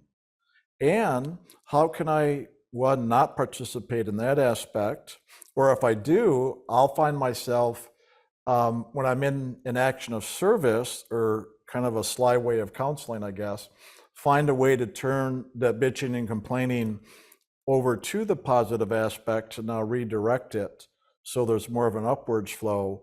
Or sometimes what I find often is that when people bitch and complain, that they're really looking for a solution to some type of a problem or challenge inside of themselves.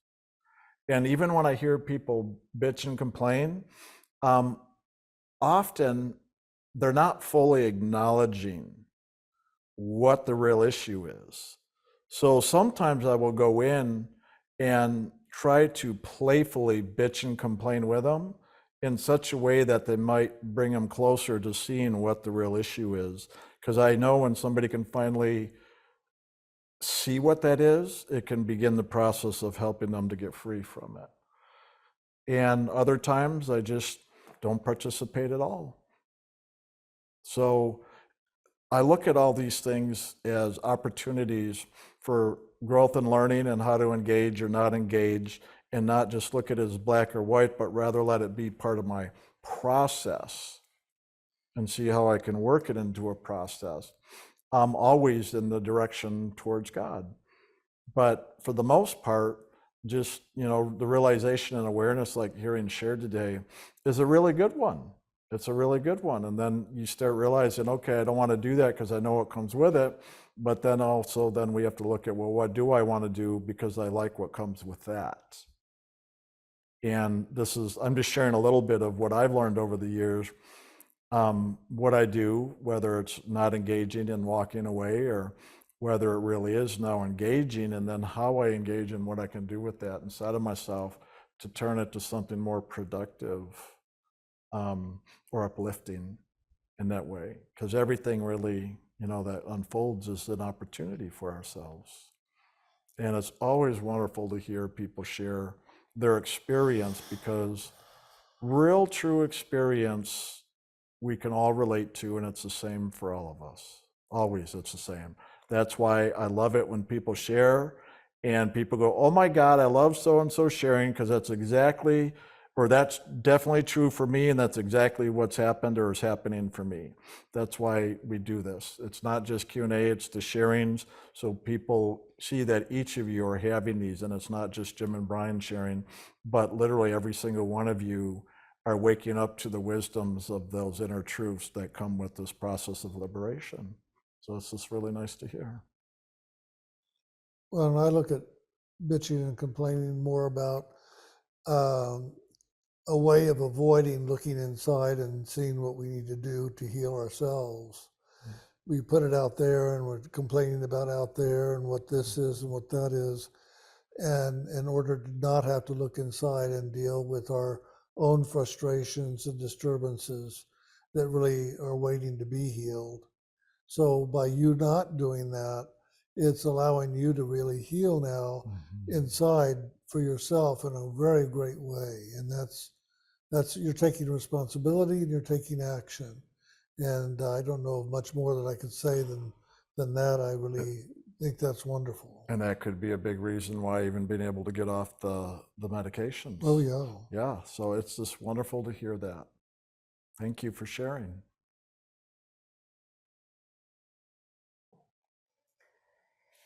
Hi, Brian, Jim, and Kelsey. Thank you for today's class. Lots of good stuff. Brian just shared, as I heard it, look at what is coming in at you from the world as evidence of what you are sending out. It also occurred to me to ask, do we sometimes just have a bad day and everything unfolds in a crappy way because the world be like that sometimes? Yes. Yes, that's very true. It's just sometimes there is just that energy all compiling all at once. And so it gets played out, and it's up to us to just move through it, love it all as best we can, and live through the other side of it. And, oh, sorry, go ahead. And not take it so personal. Yeah, that's a good one. There's more, but whatever. Yes, there is just a bad day, but the way I look at a lot of these things, that every day is a daily occurrence of underlying patterns and lessons. We can have the same karmic patterns, and in all of that, we'll have the highs and the lows, the good days and the bad days. And they're all different aspects of learning. So I try not to just say that was a bad day or this was that. To me, there's always some reason, some value. I don't mean to say that I'm approaching everything like intellectually trying to figure everything out and get the lesson. No, I just try to stay open and observe. The way we learn or gain wisdom spiritually is just by being open and vulnerable and allow experience to unfold. And that at experience, the awarenesses come. The awarenesses are the wisdom. Out of a bad day, out of a good day. How do you think we share all the things we share here? It's really just observation and the awareness that shows up. I don't care if that awareness comes through meditation, through doing the LAF process, not doing anything and just observing life. It comes through all of it. And so we've got to really just observe and do all these different things, because these are all different aspects of life. So as we're willing to participate in that, well, then the awareness comes. Then you realize, yeah, we may call it a bad day, but in that bad day, there's something we're actually learning. And if we've attached the word learning now to something negative or karmic, like heavy, change that. Look at his kids. We learn by natural curiosity, and life was fun. Try to shift back into that, rather than life's hard and my lessons are hard and heavy, and I've got to learn the lesson, otherwise I'm going to be condemned to hell. That, unfortunately, is what a lot of people do on not just ILM, but most spiritual pathways. That's not what it is. That's why even Jesus said, become like little children. Little children are curious. They have a sense of adventure. They're curious, and that's how we learn. So if we can approach life that way in every aspect of life, including the disturbing aspects of life, out of that childlike curiosity, we're going to just naturally learn. And that's all we have to do. So we just need to find, this is why I talk about approach. How we approach things makes all the difference. And if we can't just be that way, which none of us really can, that's what the meditation, the LAF, and all the things we share here help us to transform our perspective, so we do begin to approach things that way. And then we can start to see more of that majesty and magic of life, and that's in all of it.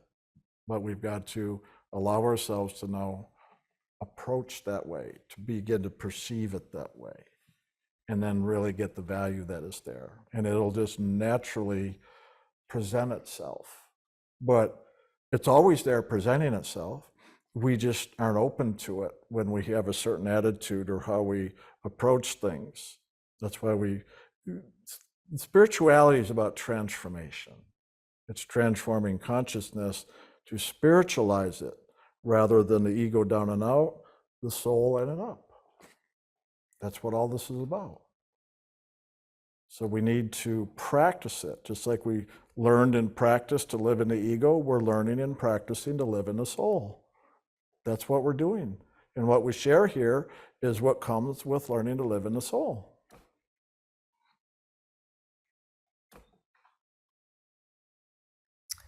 It occurs to me that some level of crappiness can be related to what I'm putting out. Perhaps the day could have been much more crappy had I not been walking this path. Clear as mud. That's for sure.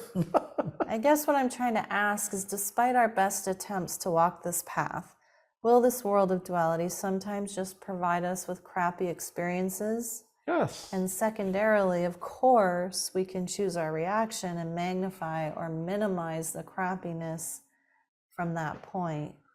Here's the thing, I'm going to interrupt. Couple things here.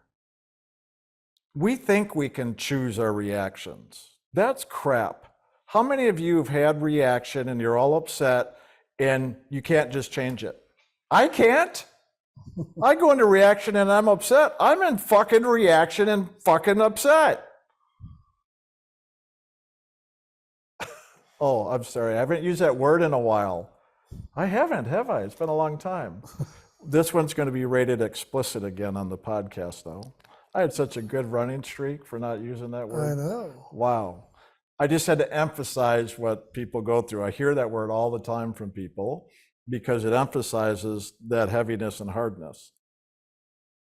How about we let that be okay and don't make it wrong and judge it? The problem is not things are challenging and hard and upsetting at times. The challenge is what we're doing with that. We judge it, we make it wrong. Stop judging and making wrong the hardness and the bad days. Just start to accept the hardness and the bad days. When we accept those as part of life, that alone will begin to transform it. This is what the biggest lesson, if you really want to get the spiritual way of living and perceiving and approaching, stop looking at the circumstance. Our reactions and upset is still an outer thing, even though we think it's in us. It's outside of the spirit of who we are.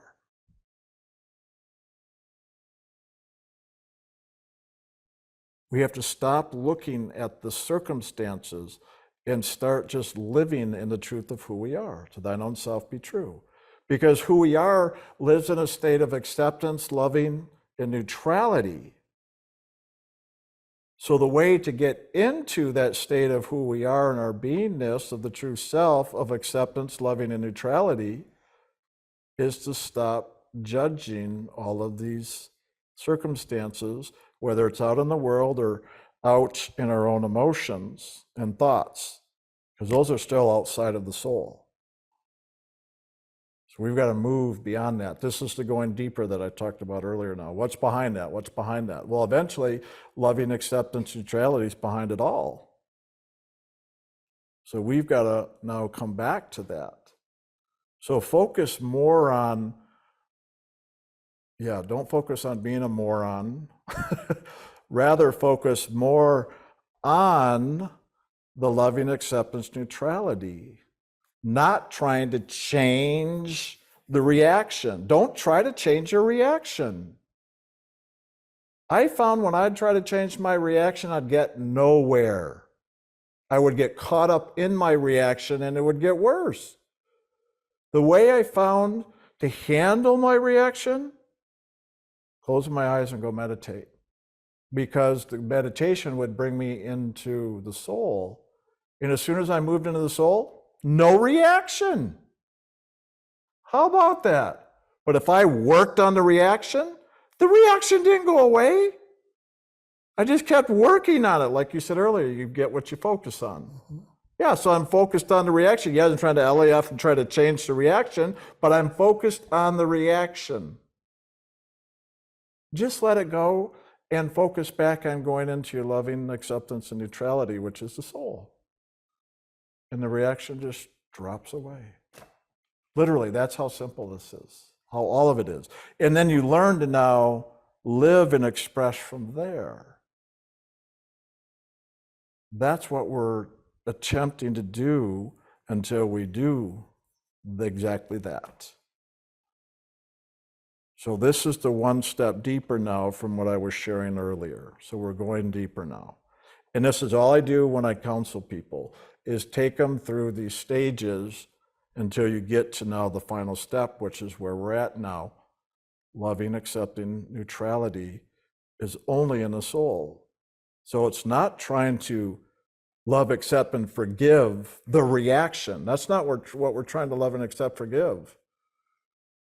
We're just using loving, accepting, and forgiveness because those are the qualities of the soul. So as we focus into loving, accepting, forgiving qualities, that leads us right back into the soul from which those come.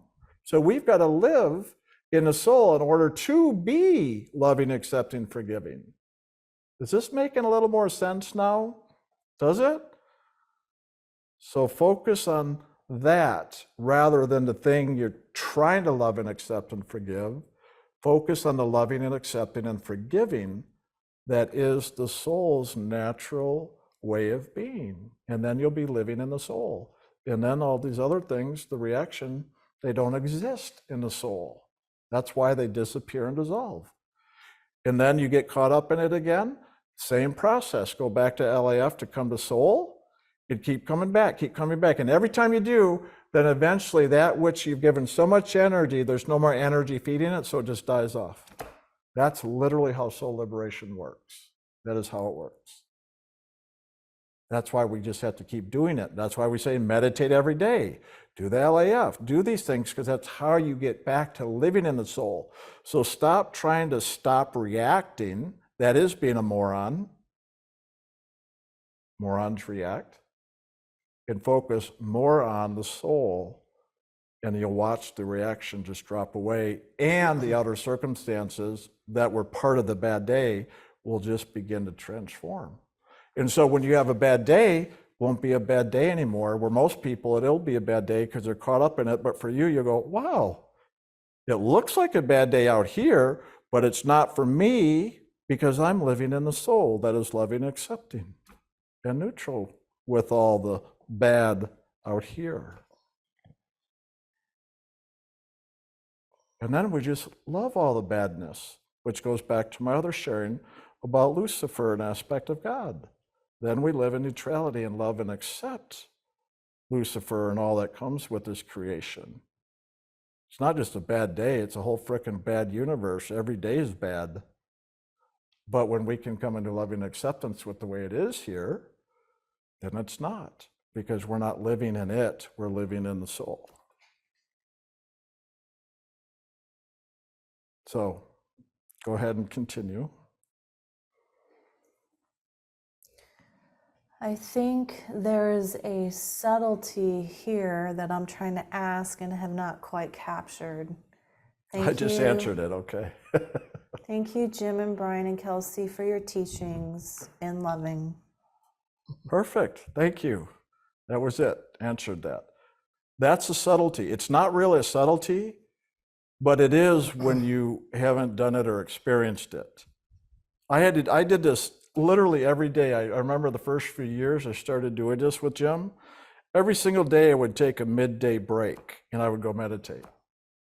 That's where I learned, oh my God, every time I go into the meditation. So then I learned, oh, every time I have a problem, in other words, reaction, let me just go meditate. And by God, every single time I did it, the problem would just melt away.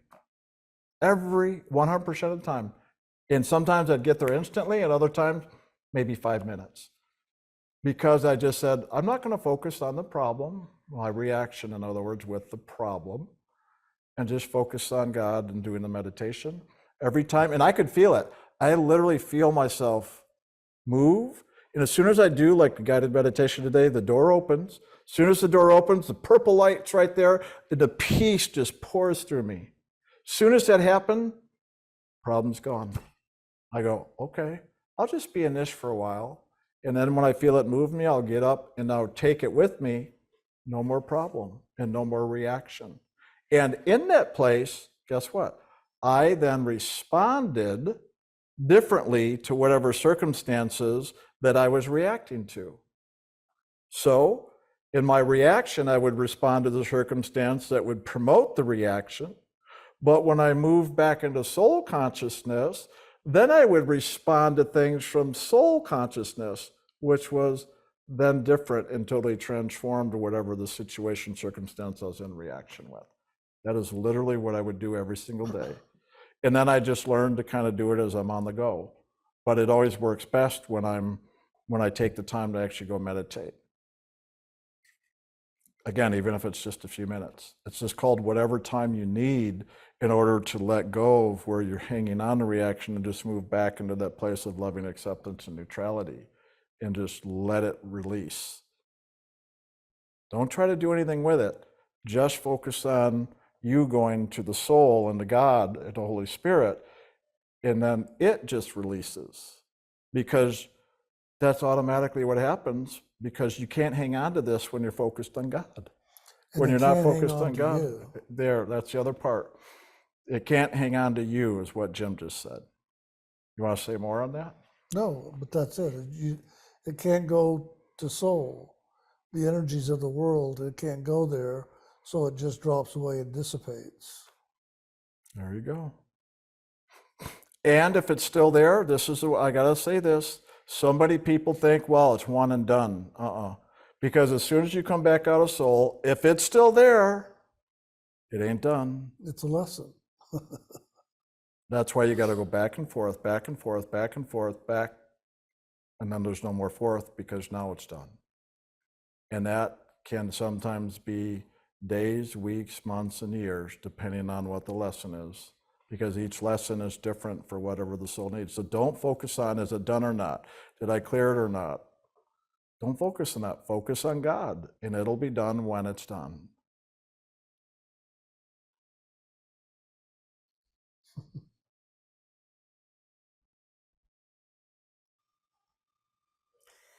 Hi, Jim, Brian, and Kelsey. I had a summer of change. It was actually a summer of living God's blessings in my life, which is new to me. Since I did the confessions and counselings where you suggested I got help from my doctor to manage my mental health. I was able to go back to a loving place within as I took that action. Wonderful. I started to enjoy my new life and the incredible gifts I'm receiving from God at all levels. I'm happy and feel very good inside. The question I had a dream a few days ago. There was a Latina woman dying of cancer, and she was about to get cremated, transitioning in a sketchier, into a crematory while still alive but about to die. Nothing in the dream was scary or negative. She was going from left to right to transition. I told her to chant the hue, and I chanted it out loud to her over and over. Before she got to the crematorium, she became a white, bald man, someone that I know from the path, who has the same name as my ex-husband. I told him to chant the hue as well as he was passing away. After talking with Kelsey about this dream, I had an awareness that this may have to do with the service that I want to do in the world, helping women heal themselves after having gone through life-changing issues like health issues and divorce. Does this mean that my karma with my big health issue and my divorce is done? Do you have anything to share about this? Thanks so much and loving. I really can't say that it's done, but I would say that you're growing from it and learning and moving forward. If there's movement, if there's action, if there's a direction forward, then yes, you're moving past the karma. I don't know that it's done yet. You'll know as you continue through this. But the nice thing is it's stirring you into a new action, a new way, a new expression, and greater understanding. That's wonderful. Yeah, again, I don't know specifically what this relates to as far as karmically, like what you're saying. It could, and it could be other things as well. This is one of those things where, like Jim said earlier, don't try to define it. But one thing's very clear and for sure, it is definitely transforming the consciousness. To me, cancer and whoever person dying, saying that whatever the karma is inside of you that this symbolizes is definitely dying and almost dead, but it sounds like it's dead, but at the same time quite not.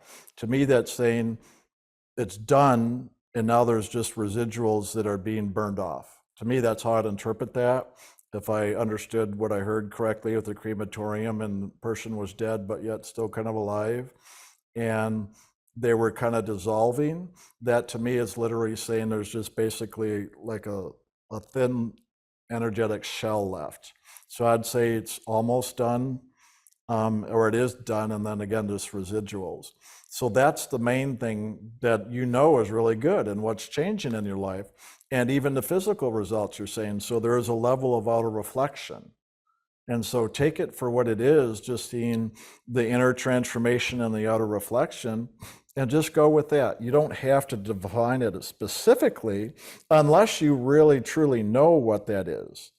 And to me, it's also showing you the polarity in there from woman to man, but also if there is a specific individual that they somehow symbolize something in your consciousness to you, but also to me, that shows you a transformation from the physical to the spiritual and the fulfillment of it all.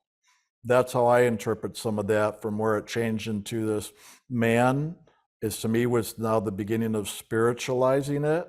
And then now the crematorium and is just dissolving the whole thing. And that's often how it goes, from more of a physical, metaphysical, spiritual, and done. So to me, that was kind of showing you the transition, which what it sounded like what you shared anyway with the process with the cremation. So again, it's the process. And obviously what you've been doing is working.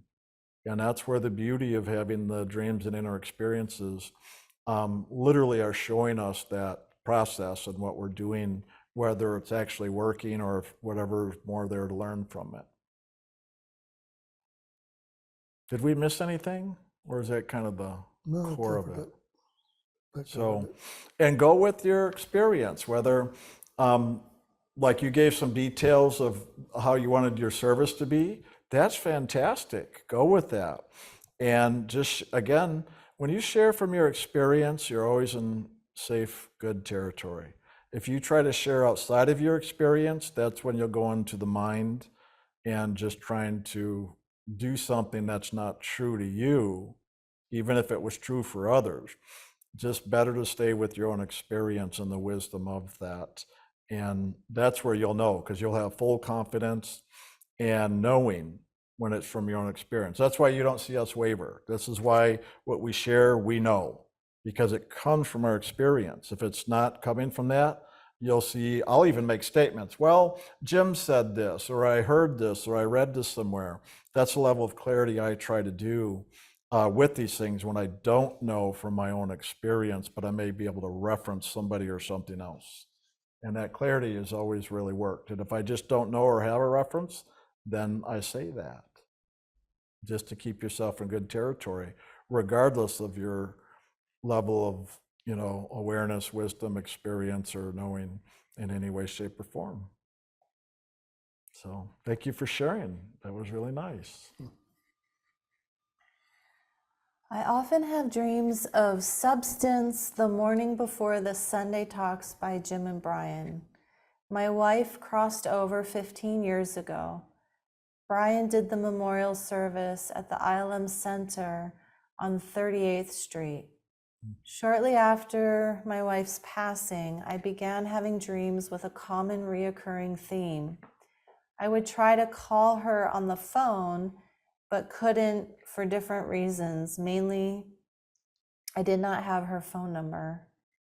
The details varied, but the occurrence of not being able to call her has been in dreams dozens and dozens of times again this morning. I look forward to these dreams and find them supportive. Awesome. The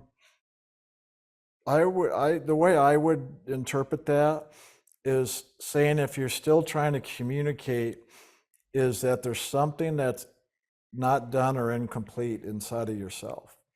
And to me, showing that you can't get the call through or connect, well, two things here. One, it's also showing when a soul is really complete in this world and has moved on, to let them go. And often they do go on, and there's not going to be a connection. And that's part of the reason why this phone may not be answered, or you don't know the number because they're in a different place where there is no number you can reach. Right.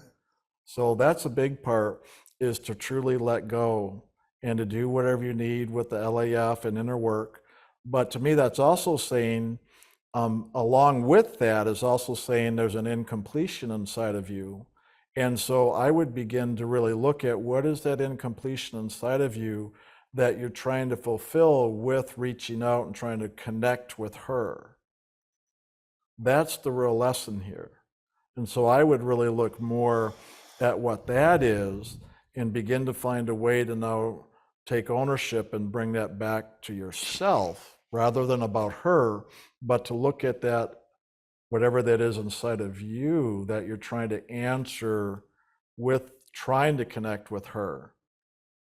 I hope I'm being clear with that. So find a way, if you can, to start now bringing that back and look inside to see what that is in you. More than likely, it's about loving. More than likely, it's about loving yourself. And that's what you're trying to connect with. But because you've placed that loving out on another person and they're no longer here, inside of you, you've disconnected from that. So now you want to reconnect that by bringing it home rather than putting it out with another person. Would you like to, is there anything you could add to that to maybe No, that's pretty clarify or clear. help? That's pretty clear, but you have to look and realize when people die, they die because the karmas are done for them. And your relationship with her was loving, but also karmic. And once a person leaves the physical realms and the karmas are done, they move on. And they really are not allowed to look back very often, if at all, and so that they aren't drawn back down here to the old. And this way, spirit can move them on into what's next, to the new, whatever. And so, really, communication, even in a dream state like that with the phone or whatever, I doubt will ever happen because there's no need for it. If there was a need for it, spirit would make it happen, believe me. But there's no need for it. Therefore, there is no real sense of communication there. Yeah. And I do want to say, with everything we just said, we're very well aware and sensitive to hearing what we just said may, evoke a sense of sadness, and that's okay. Embrace the sadness. That's why we have a hard time letting go. But I also want to say sadness is a good thing, because the sadness is really a reflection of the soul's longing to be in the loving. So let that sadness support you and move you towards now being in the loving and finding a way for you to connect in the loving inside of yourself spiritually. Again, not out with another person or what's missing out there, but now take that sadness and loving and let it now support you into going inside and bringing inside to connect now with that loving that is there in your own soul and with that connection with God. Because that's really what it's really meant for, and that's really what all of our relationships are meant for, especially the ones where we have that deeper loving connection, is that outer reflection to help move us into being in touch with that, but now we have to fully embrace it. So I'm sure that probably wasn't what you wanted to hear from us, and I want to acknowledge that and be sensitive to that, but hopefully you take, to heart and let it support you now for the next steps in your journey of continuing to awaken into loving. Okay, and then this will be the last one. Okay. Thank you so much for the meditations and sharings today. At this time in my life, many things have reached closure and fulfillment, so it is a new beginning. It has been very helpful to receive guidance through your sharings to move forward to higher fulfillment. I have been doing a lot of confronting and accepting responsibility through journaling and meditation every day. I set 2.5 hours for meditation every day, although I often sleep through most of it or I'm distracted. I often remember my dreams, which are often significant and provide clarity, and I write them down. When I am awake and realize I am distracted during meditation, I return my focus in and up to loving God. When I do this, I often feel a strong surge of loving come in that moves me to tears, and I feel similar movements in day-to-day life when the loving comes in, or when I let go of something or have an awareness. I feel loving peace surround me and lift me during most meditations, or at least comes in when journaling after. I appreciate this opportunity to share, and I want to bring my meditations into greater focus and loving. Brian, you mentioned that if you are overwhelmed by loving, that is often due to a block.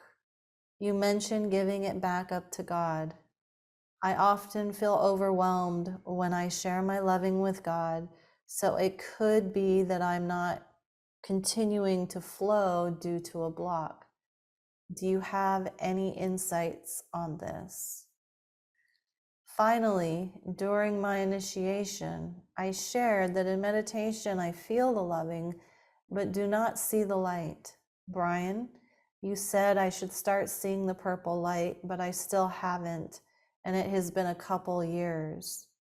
I usually feel peace about this and gratitude for how I do experience the loving and how my experience experiences are just what I need now. But I wanted to ask you about this in case you have more insight. I thank you, Jim, Brian, and Kelsey. Your sharings help me move in loving every day. They help me accept responsibility and choose God every day. And I cannot thank you enough. Much loving and gratitude, everyone at ILM. Do you want me to start, or would you Yeah, like to? go ahead. Okay. Well, the first question was already answered about the overwhelm. With loving was just about to keep giving it up to God. I mean, actually, what you said was wonderful. That when you feel overwhelmed with that loving, that's what it's all about. And to me, when I feel overwhelmed with loving, I just love it. I cherish those moments. I wish it would happen more often, more regularly, and more fully. So for me, I found it's really just a matter of accepting and just keep allowing as much as I can. But like I answered the previous question, when it is too much, and if you to me, it's not a problem at all. There should be no problem with that. The only problem is if we shut down. That was the block part. If we shut down, that is because of some block. And blocks come from judgments, fears, all that good stuff. So, I mean, there's obviously always the different ways that we talked about today, just alone, all the other times, that when you feel overwhelmed, again, you even said it in your sharing, just to share it with God. So when you feel overwhelmed, just to say, thank you, God, and love God, and I love you. So you keep sharing your loving back with God. And the key is, and you've probably already found this, because if you've noticed, every time you feel overwhelmed, at some point it subsides. And so it handles itself, is what I'm trying to say. The truth is, it handles itself. God's not going to give us anything we can't handle, right? Well, we don't feel that way sometimes. So this is just saying the times we don't feel that way is how to actively engage in what we can do. And so the main thing is, when it's an overwhelm of loving, is just to keep sharing that loving. Think about it. What do we say the best way to share loving? From the overflow. Well, what is overwhelm? It's overflow. That's a good thing. So we want to be overwhelmed. That's letting us know we have an overflow to share. So let it flow over.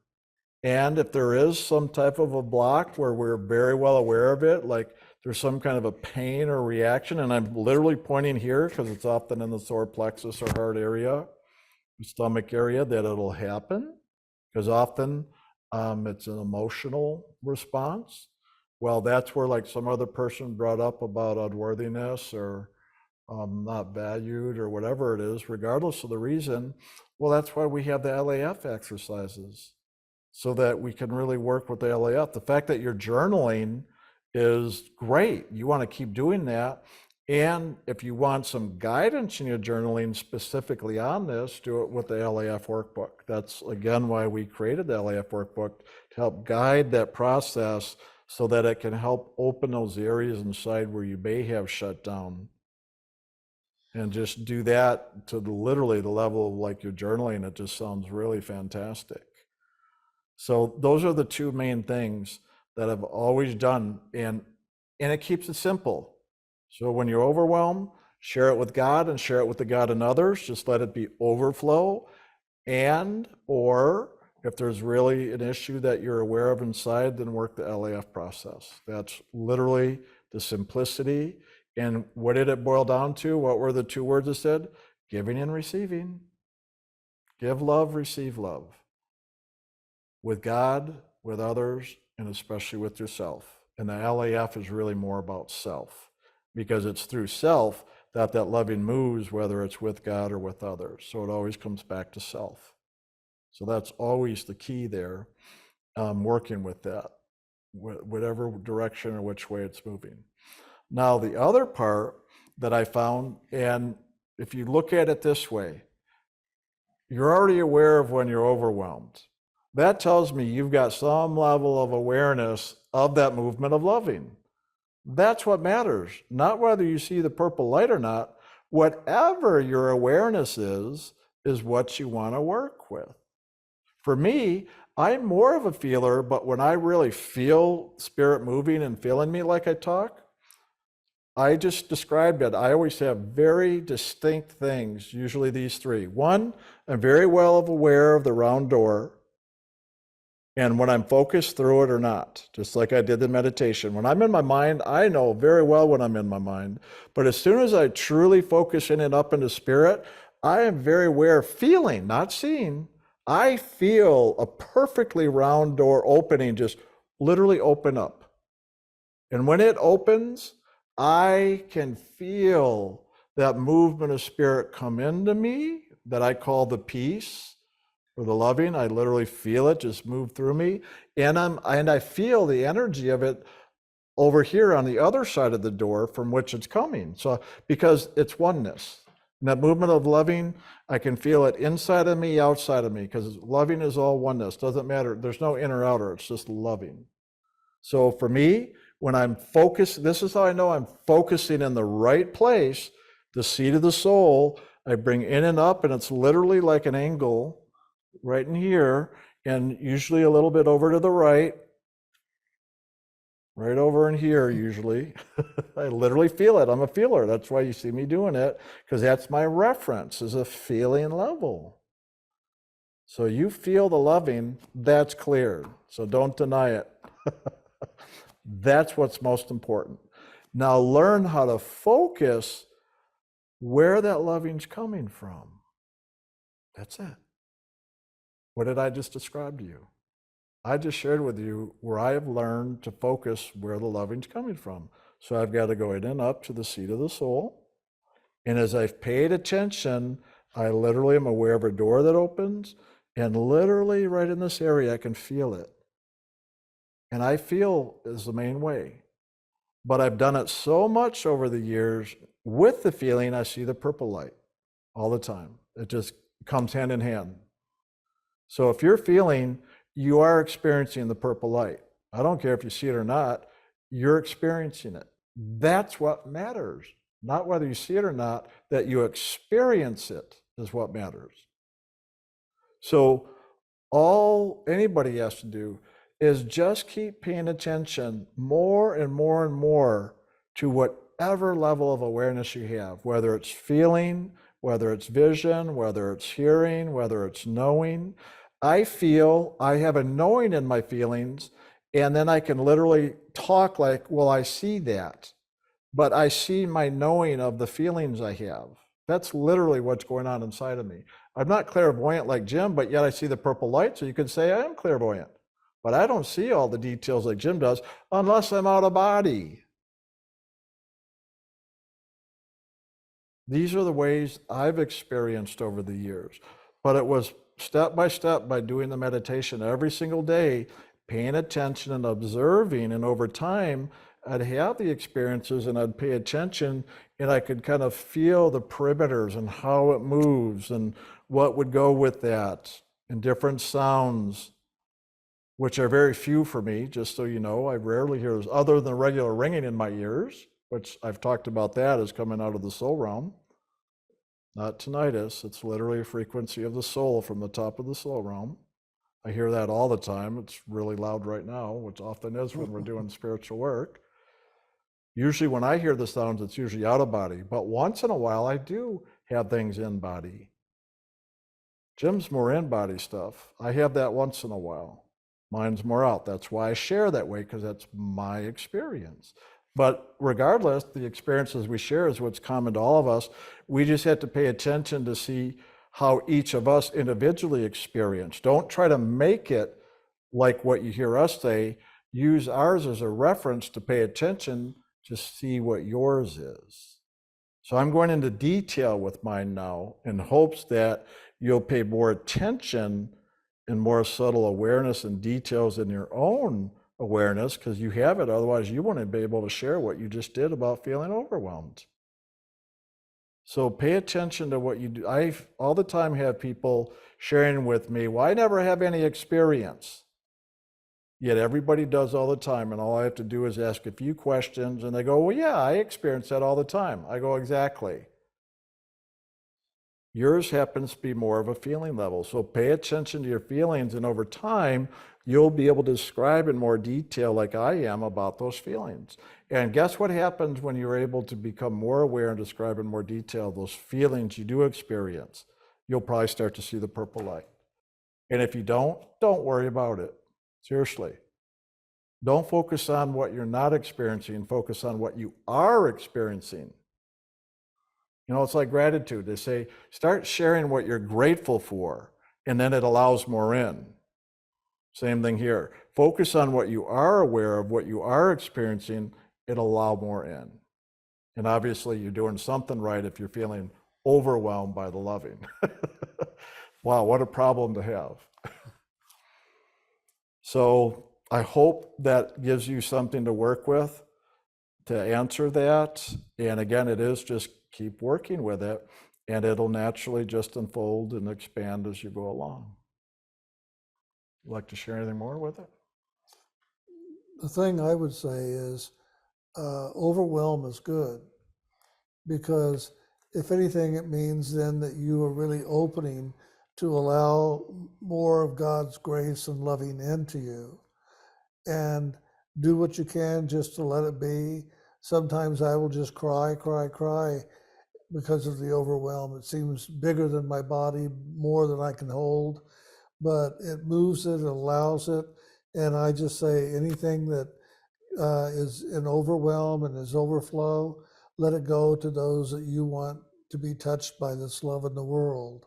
I don't know who it would be, but I know God will send it there through me if I just am allowing it to happen. So that's one way to really even be of service, if you will, to God. And God then will just use that to great abundance. So that's about all I know to say. Awesome. I think we covered it then, right?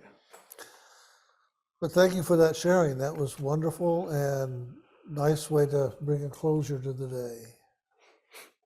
Yeah. The sharings a lot of them were kind of long today. That's why I keep checking back with Kelsey. Did we cover that? Because there's so much in a lot of these that I like to try to cover the different points if I can. Otherwise, what? Is it quickie? I don't know. I mean, it's short-ish. Go for it. This will be the last one, though. We'll make it quick. Okay.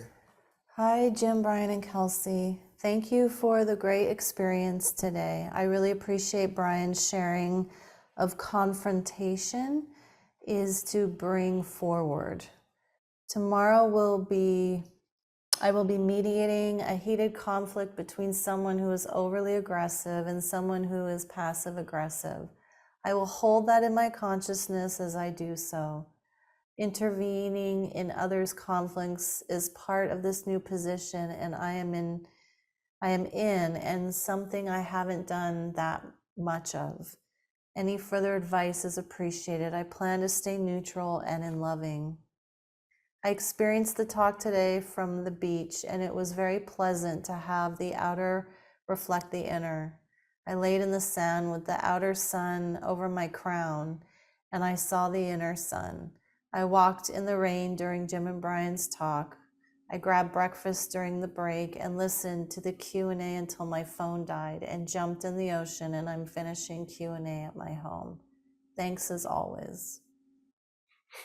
Yeah, I mean, the main thing is if you're a mediator, so to speak, the main thing that I have found is to, just like when I do counseling with people, I just try to guide the process.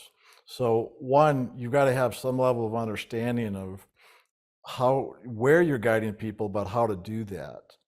And it's always encouraging people to go to the next level of what's really behind the reactions, just like I shared today. So you've got to have an understanding of that, and obviously some level of, I don't want to say psychic awareness, but awareness of the dynamic going on and an understanding and a feeling level with that to see, who's doing what and how it's working to help guide each individual, let alone the whole process. And I've always find that in guiding it, it often helps to ask questions. Like literally, I've asked people, well, what's behind that? Okay, so now we know your outer reaction, but what's behind that reaction? In other words, I'm guiding them into themselves to start acknowledging, confessing, acknowledging what's really going on. What is the truth of what's going on? And the truth, you got to start at the surface. The truth of the matter is, I'm really angry. I'm really upset. Okay, that's a surface level truth. Now, well, what's behind that? Well, why are you angry? Why are you upset? And see, the questions lead them to the next level of going deeper and deeper.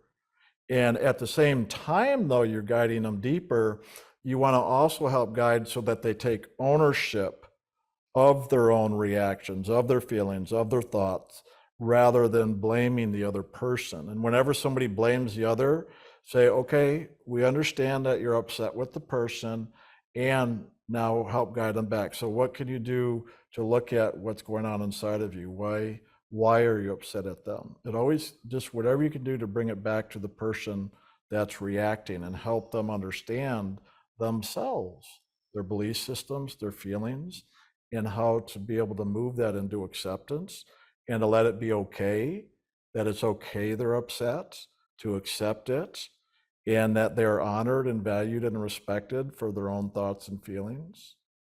And the same for the other person. And I found when people can each do that for themselves, somewhere in the process, there's going to be a consensus, which means communion. If people individually can move into that greater sense of self and that inner knowing and their own truth, well, eventually it hits to that truth that is the same for all of us, and that's where the communion happens and the oneness. And that's what I always go for. The world would call it consensus or agreement, or they're just not, they agree on things. That's usually what the world would call it. But that usually comes out of the sense of oneness because people have gotten really more in touch with their own inner truth. And so to me, that's always the goal, is to assist people in getting to their own inner truth. And once each person does, 100% of the time, without fail, it'll line up and there'll be agreement in the world. If there's not, there's more to go. And again, not everybody's willing to go there.